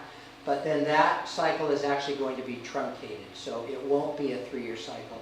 it'll be a 2-year cycle, which means that our 2 schools that are identified, they're in the cycle starting now, and then when the data comes out in spring of 2024, if their data says that, they could be out of support or maybe not. But that's, even if the end of next spring, they have performance levels that are higher. No, that next spring is 2024, right? Next spring is 2024, yeah. So it's going to be a short cycle for them. I got a little confused on that. So they have 1 year to make measurable improvements. Yeah, yeah. But the data that they're using is from assessments taken last year, which is 2022. when kids barely got back into school, correct? And they were still suffering from. Could be a good thing. Well, Aaron and I met with Nikki and Kevin just earlier this last week, and just for our first meeting to sit down and look at all of this. And really what we ended up with was a lot of questions about the data. Because when we look at the number and we try to make sense out of it, we just sort of got lost. So we've got a meeting scheduled with the support person from School Improvement on Monday. And we've indicated that we need some help understanding the data. Because it's important for us to say, what are we trying to improve? You know, we know the categories, and I'll show you that here in a minute. But getting underneath that to say, well, what does that represent? So that the work that we have to do is a little bit more targeted is what we need help for. These are the different identification tiers that schools are identified. Both OHS and OPS are identified as foundational, which means they're fine, they're in good shape. Orting Middle School is identified as a targeted 3+. I'll show you what that means in just a second. That's considered a Tier 2. And then Ptarmigan Ridge is a Tier 3 compound, which puts them in a Tier 3. And I'll explain what that means. But primarily why they're a Tier 3, and it's only with one group, is because they were in the first cycle. So they were in the first cycle with 2 groups. They still are in there with one group. Just based on how they calculated all this stuff, it pops them up a tier. So when we look at Ptarmigan Ridge, these 2 rings that I put on there, they're not identified for both those rings, but the reason they're identified for English language learners, you can see that they were below the threshold. They were 1.9 in 2019, and then in 2022 they were 1.24. Because they didn't move above that threshold, they were identified into that second cycle. I also circled for you the students with disabilities to show that they did move out of that. So they started identified in 2018 at 2, 2019 1.75, but they were at 2.4 in the 2022, which is above the threshold. They're not being identified for support for students with disabilities, only English language learners. But I wanted to highlight that for you because they were identified for 2. They did climb out of it into only 1. And we've already started a conversation. We think we've already got a school improvement plan in our head, utilizing some good professional development. And they actually, because they're a compound Tier 3 school, they have some money tied to it. So there's $27,000 that they get to use towards improvement. And we've already got some marks on what we think that's going to be good. We currently send interested teachers to GLAD training in the summer, and GLAD is a training specifically designed to teach teachers really good, effective pedagogy for English language learners. And right now we do that on kind of a volunteer basis, and what Nikki's talking about is bringing GLAD into the school, bringing a trainer in and actually training the entire staff to do it. Brilliant. It's really brilliant. It's going to be phenomenal because it's not just good for ELL kids. It's good to reach kids who, are fit within our equity framework that we're like, for whatever reason, we're not getting to them. And the pedagogy tied to that is replete with strategies to make that happen. Orting Middle School is identified in 3 areas. We have a very big question regarding the Black African American from 540 to 139. We're suspicious that it's based on the number of kids, because if that number of kids reduces, that impact goes higher. That's what we're conjecturing. We don't know that for sure. We're going to ask that question. We think that there's only one measurement for English language learners because in the previous cycle we didn't have enough of them to measure. We don't know that either. I'm just kind of sharing with you, these are some of the data questions that we had that we decided we probably need a little bit more input. The student with the disabilities is probably the cleanest thing for us to understand. We see that that's 3 periods at a time where that is just in a consistent decline. Now, what we'd like to know about that is, what does that mean? We know that that's their performance academically. It could also be the school quality, student success indicators. What? How do we break that down? How do we find that out? And that is what we will be trying to figure out when we meet with our consultant, Dr. Tyrone Blocker, who's part of the OSPI school improvement process. So what we are required to do, both schools are required to do this. The requirements for them, even though they're on different tiers, is almost virtually the same. They need to do a comprehensive needs assessment. We have a question for Dr. Blocker. What does that entail? How much of that needs to be involved? How many people need to be involved in it? The documents that OSPI puts out for this, we believe probably should have been vetted by somebody who actually works in the schools, because we think there's a lot of assumptions being made in those documents that we should be able to understand what some of this means. And we literally, good brains in the room are reading that, but we don't really exactly know what this means. So we'll figure that out this next week and have a good idea of what that needs assessment look like. Out of that needs assessment, we need to create a school improvement plan for next year. That is not necessarily the same school improvement plan that the schools have already developed. If the schools had developed a school improvement plan that addressed those specific needs, we could utilize that. But it'll be a plan specifically designed to address the areas of identification. And then as a district, myself and Aaron will probably help me out with this a little bit, we need to do that consolidated accountability plan, which basically means how are we going to make sure that they are adequately supported and directed to actually address the identification. And so that's part of the work that I need to accomplish. And then finally, and I've already spoken to this a little bit, Aaron and I are working pretty closely on this because we feel like that his area with Title Lap and PTR as a title school and intervention, my area in teaching and learning, it's really dovetailed for both of us to be there. And then Dr. Tyrone Blocker, who I said we'll be meeting with, and then I also mentioned the grant that we have for PTR. There is no money for OMS to do the work that they need to do. And on the accountabilities, it doesn't really change the accountability side.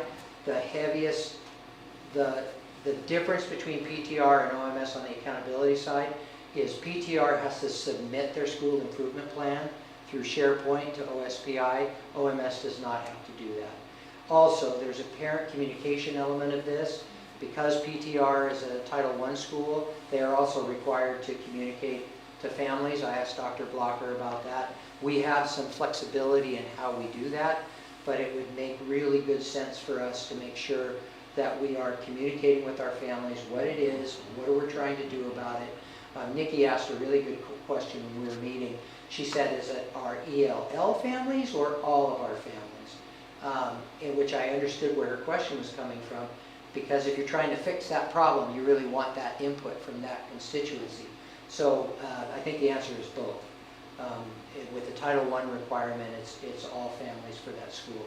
But we really, I think her question was good because I think it presses on us to kind of push into that demographic and find out what we can find out towards improvement.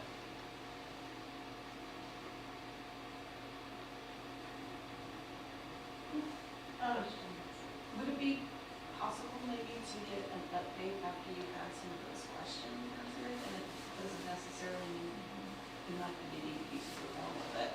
I'd be curious to know. Okay. I'd be happy to write a memo. based on what we've learned and what our specific next steps are to keep you up to speed on those. The timeline on this, and I didn't put this in here, the needs assessment and the SIP need to be done before school's out. All that needs to be done this spring, so that's why we're hopping on it right now. We were just told of the identification 2 weeks ago. So, things happen fast. Thank you for your quick turnaround and not only digging in and learning it, but responding and getting our leaders together. It's a lot to digest in a short amount of time. Yeah, it is.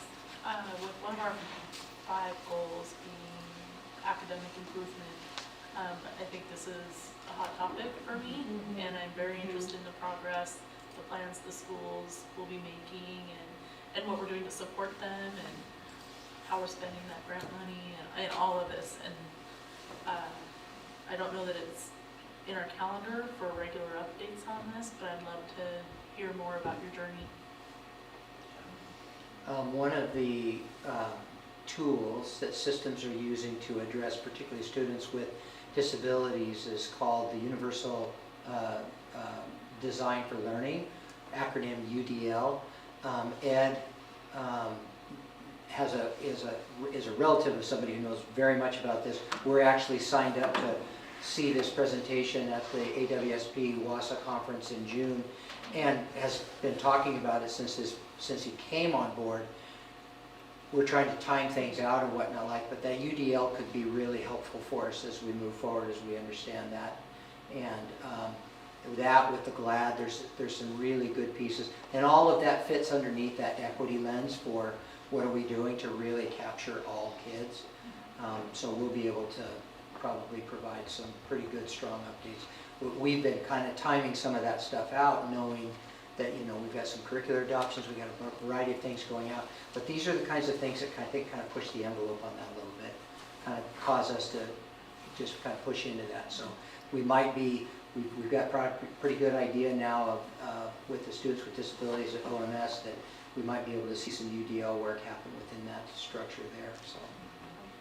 And I'll be curious too how this plan, the SIP plan, will fit with the existing SIP plans. Yep.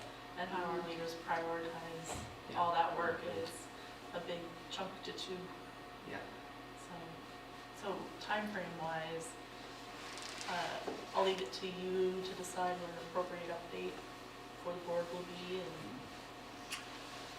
Yeah, I do think our intention, as always, is to disaggregate the data, get that back to you. Aaron's going to produce, as best as we can, a progress report that is kind of, by the end of the year is the time frame and policy. We don't have most of the data by the end of the year, so like he did last year, he'll lay out kind of a projection of when you can expect to see things.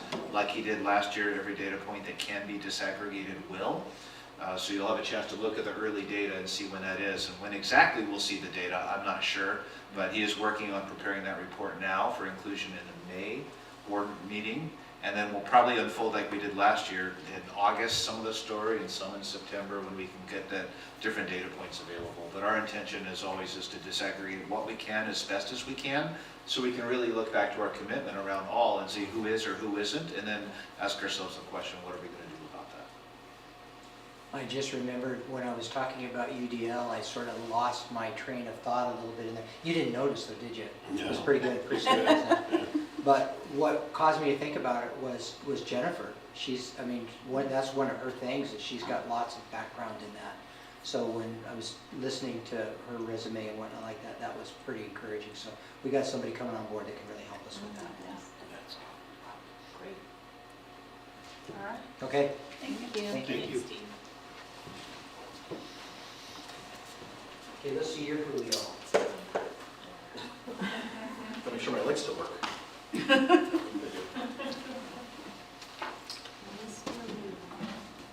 So, one thing I'll say, over the last 2 years, I've become an agency nerd, maybe geek, maybe super freak. I don't know how you want to put that, but Weren't you always a nerd?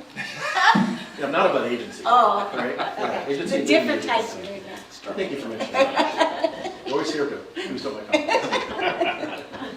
So, in a lot of the research that I've been doing over the last 2 years, a name has popped up over and over again. A lead researcher nationwide, her name is Dr. Margaret Vaughn.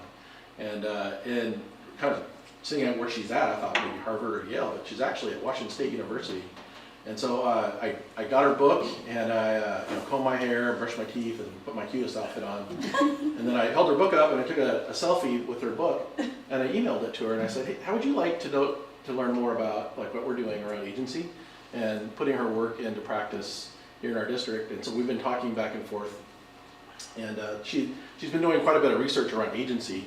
Her primary research is around elementary schools and how that applies, and that's an area that I would like to know more about.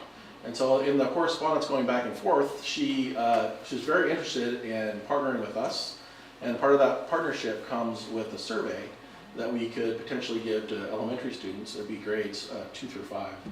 And so that it's an opportunity for us to work with probably a worldwide leading expert in agency, and really thinking about how do we measure agency in elementary schools around literacy and math. The survey that I've forwarded you for really looking at is really around ELA, reading, writing, those kind of things. She has to go through a process and research that confirms that parents give permission to that. Mm-hmm. And so that's part of that letter, and there's all kinds of like hoops she has to jump through in terms of keeping student information confidential and those kind of things. So we are bound by all those things. But for us, as a district, we benefit from her research team, her research, and also taking a look at the data our students are reporting. Her team will actually take a look at that and send us back a report so we can look at how is agency in terms of elementary agency working in our district, and a continuing partnership with her around training. She's looked at all of our stuff that we're producing as well. She approves, so that's a good thing. And so it's a great partnership for us, but this is a great opportunity for us to have yet another data point when we talk about one of our strategic goals around agency. In fact, the second bullet of one of our measures is around surveys, student surveys. And this is yet another great, I think, data point. Now, I said great, we don't really know if it's going to be great or not, but I'd like to give it a shot and see what we get in the spring and then try it again in the fall. But really the support we get is through a research team and us partnering with her around our work around agency. So questions? I think it's super exciting.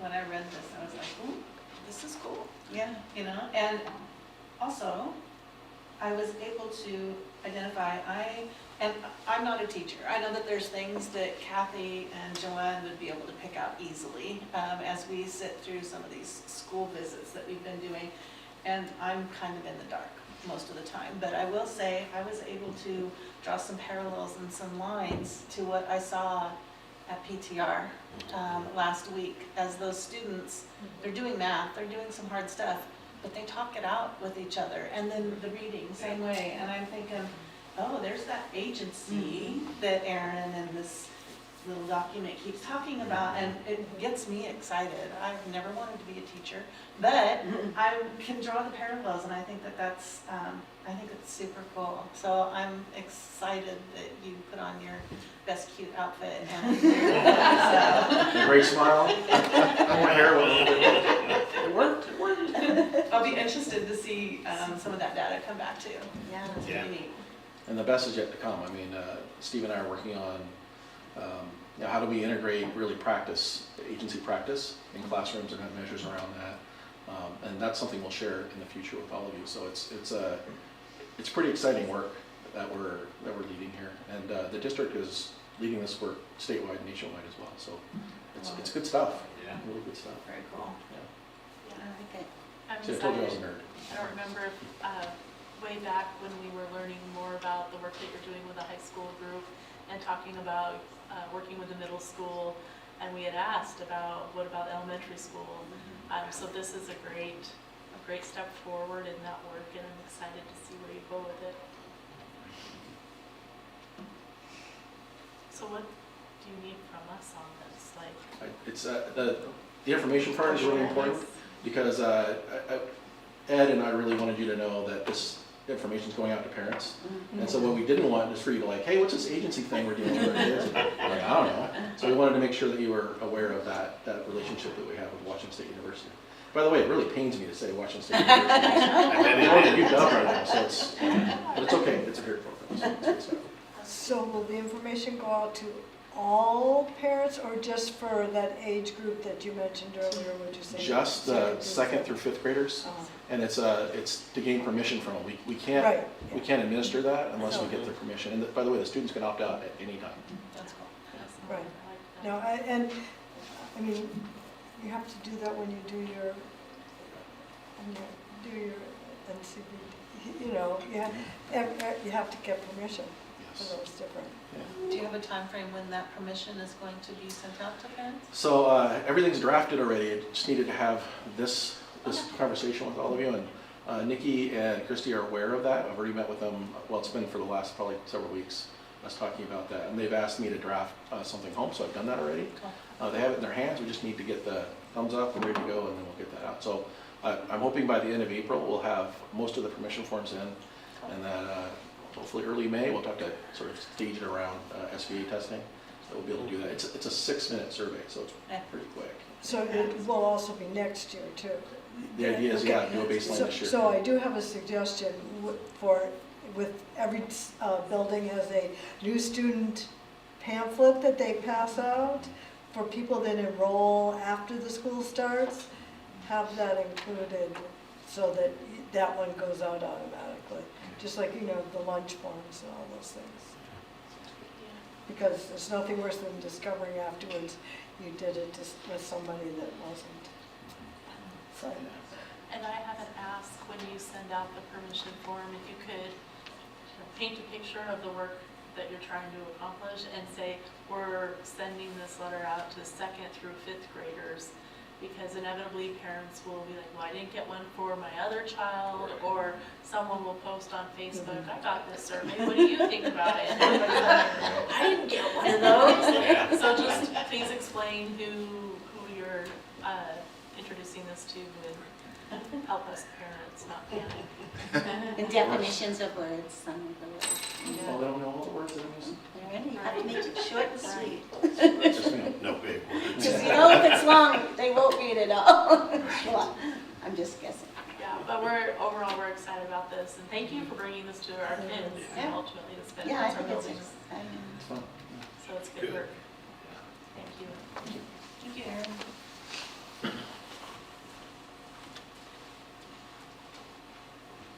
I feel like I should walk up there just for fun.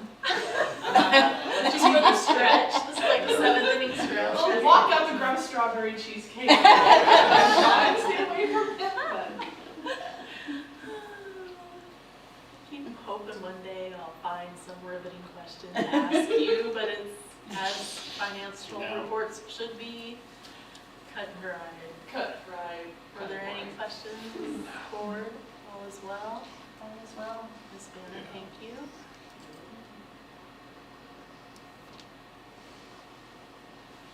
And sexual harassment prohibited. Yes. So this is prepared by Ms. Christensen. Were there any questions or discussion? No. Yeah, nothing to argue with it. That brings me to the consent agenda, which we have that modification. So can I get a motion to approve the consent agenda? I move to approve items 1 through 6 on the consent agenda. I second. All right, all in favor? Aye. Motion passes. The next item for action is the renewal of administrator and certificated contracts for 2023 and 2024 for the 2023-2024 school year, not multiple years. So can I get a motion for that?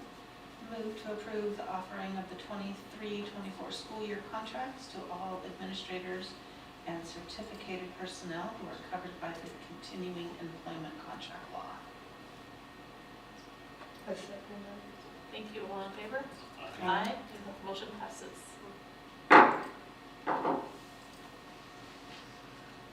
Resolution number 4. This is in regards to our WIAA membership and board representative. So our current representative is Director Tracy. Are there any nominations for the board representative position? Takes a lot of time and work in this one.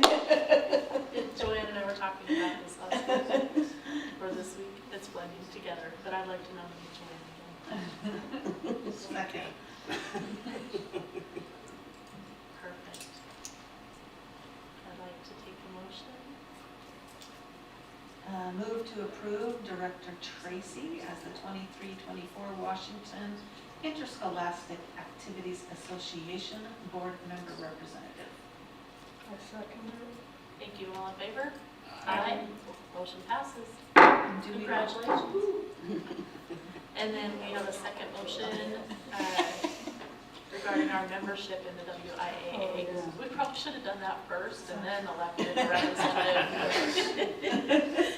I move to approve resolution number 4.2023-2024 Washington Interscholastic Activities Association.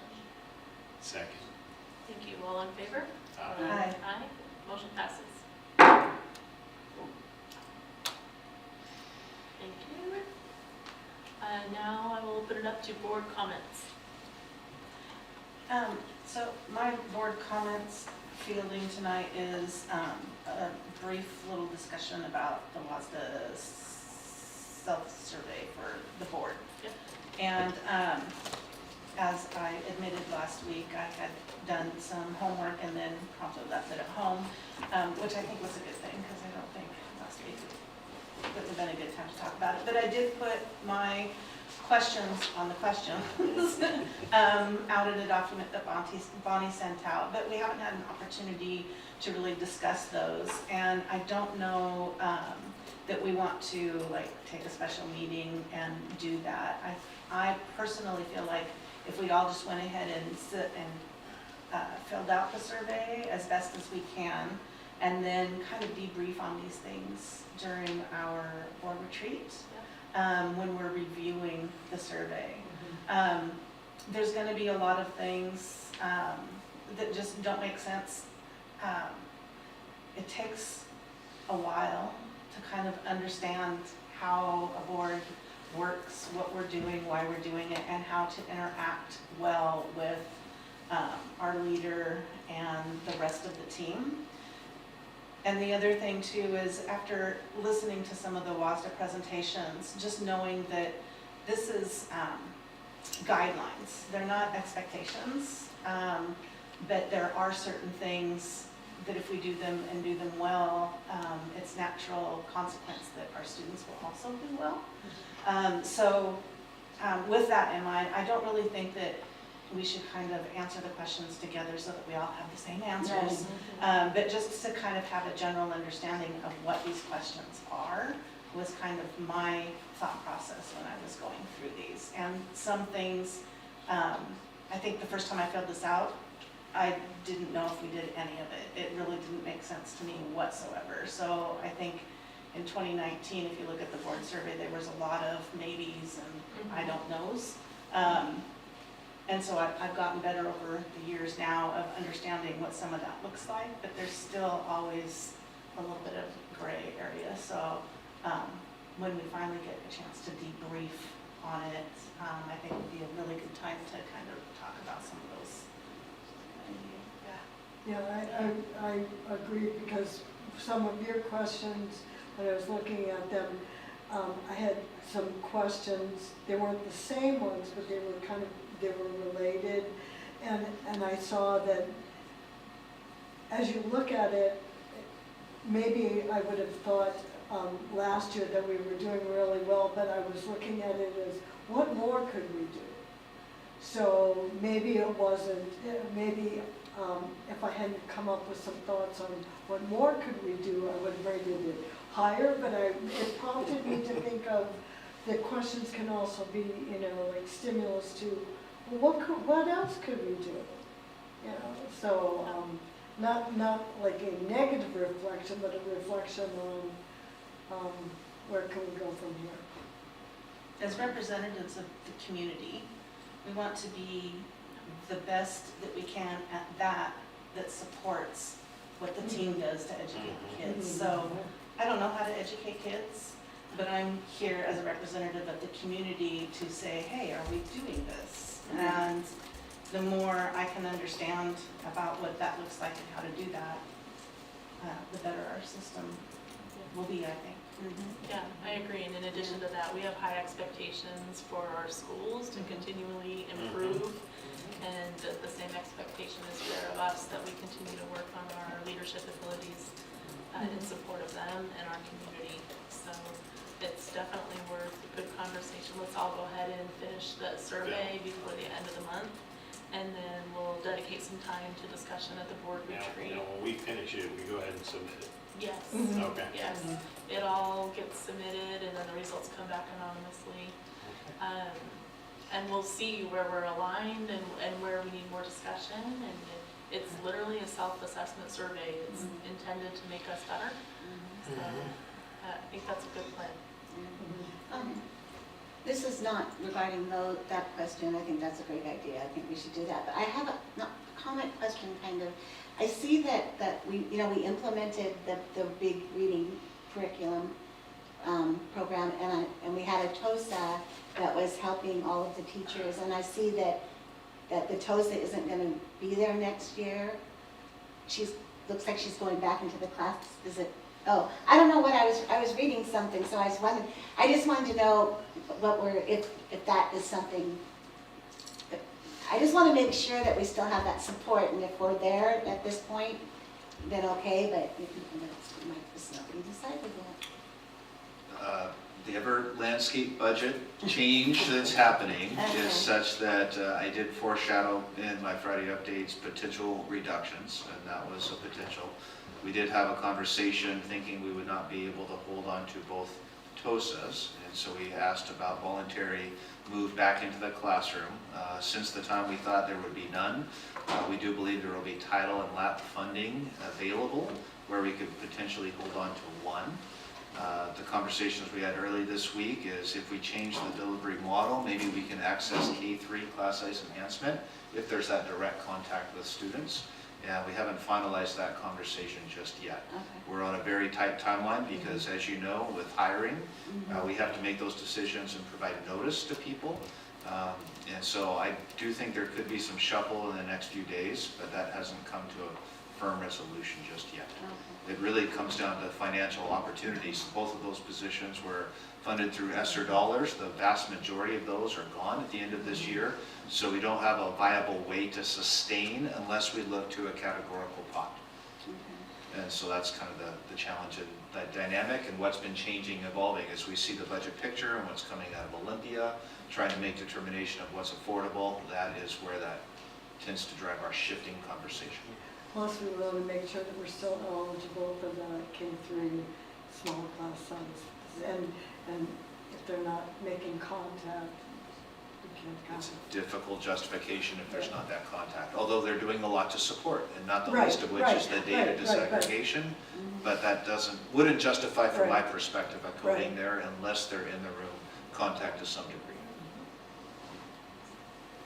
Ed and I talked quite a bit about this and the planning for the reduction in ESSER dollars, how it started last year, and we made reductions to the budget then.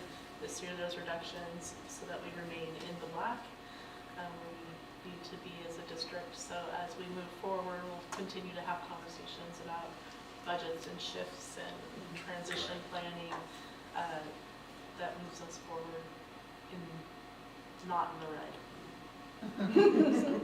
Can't have that. No.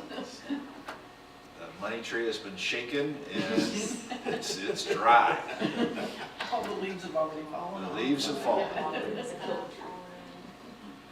the legislators onto other things.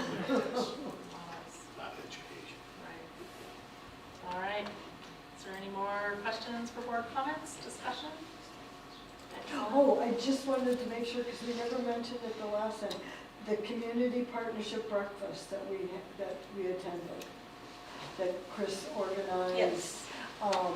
That was really amazing. That was a great example of the community and the school district all working together to support kids, having the same goals, and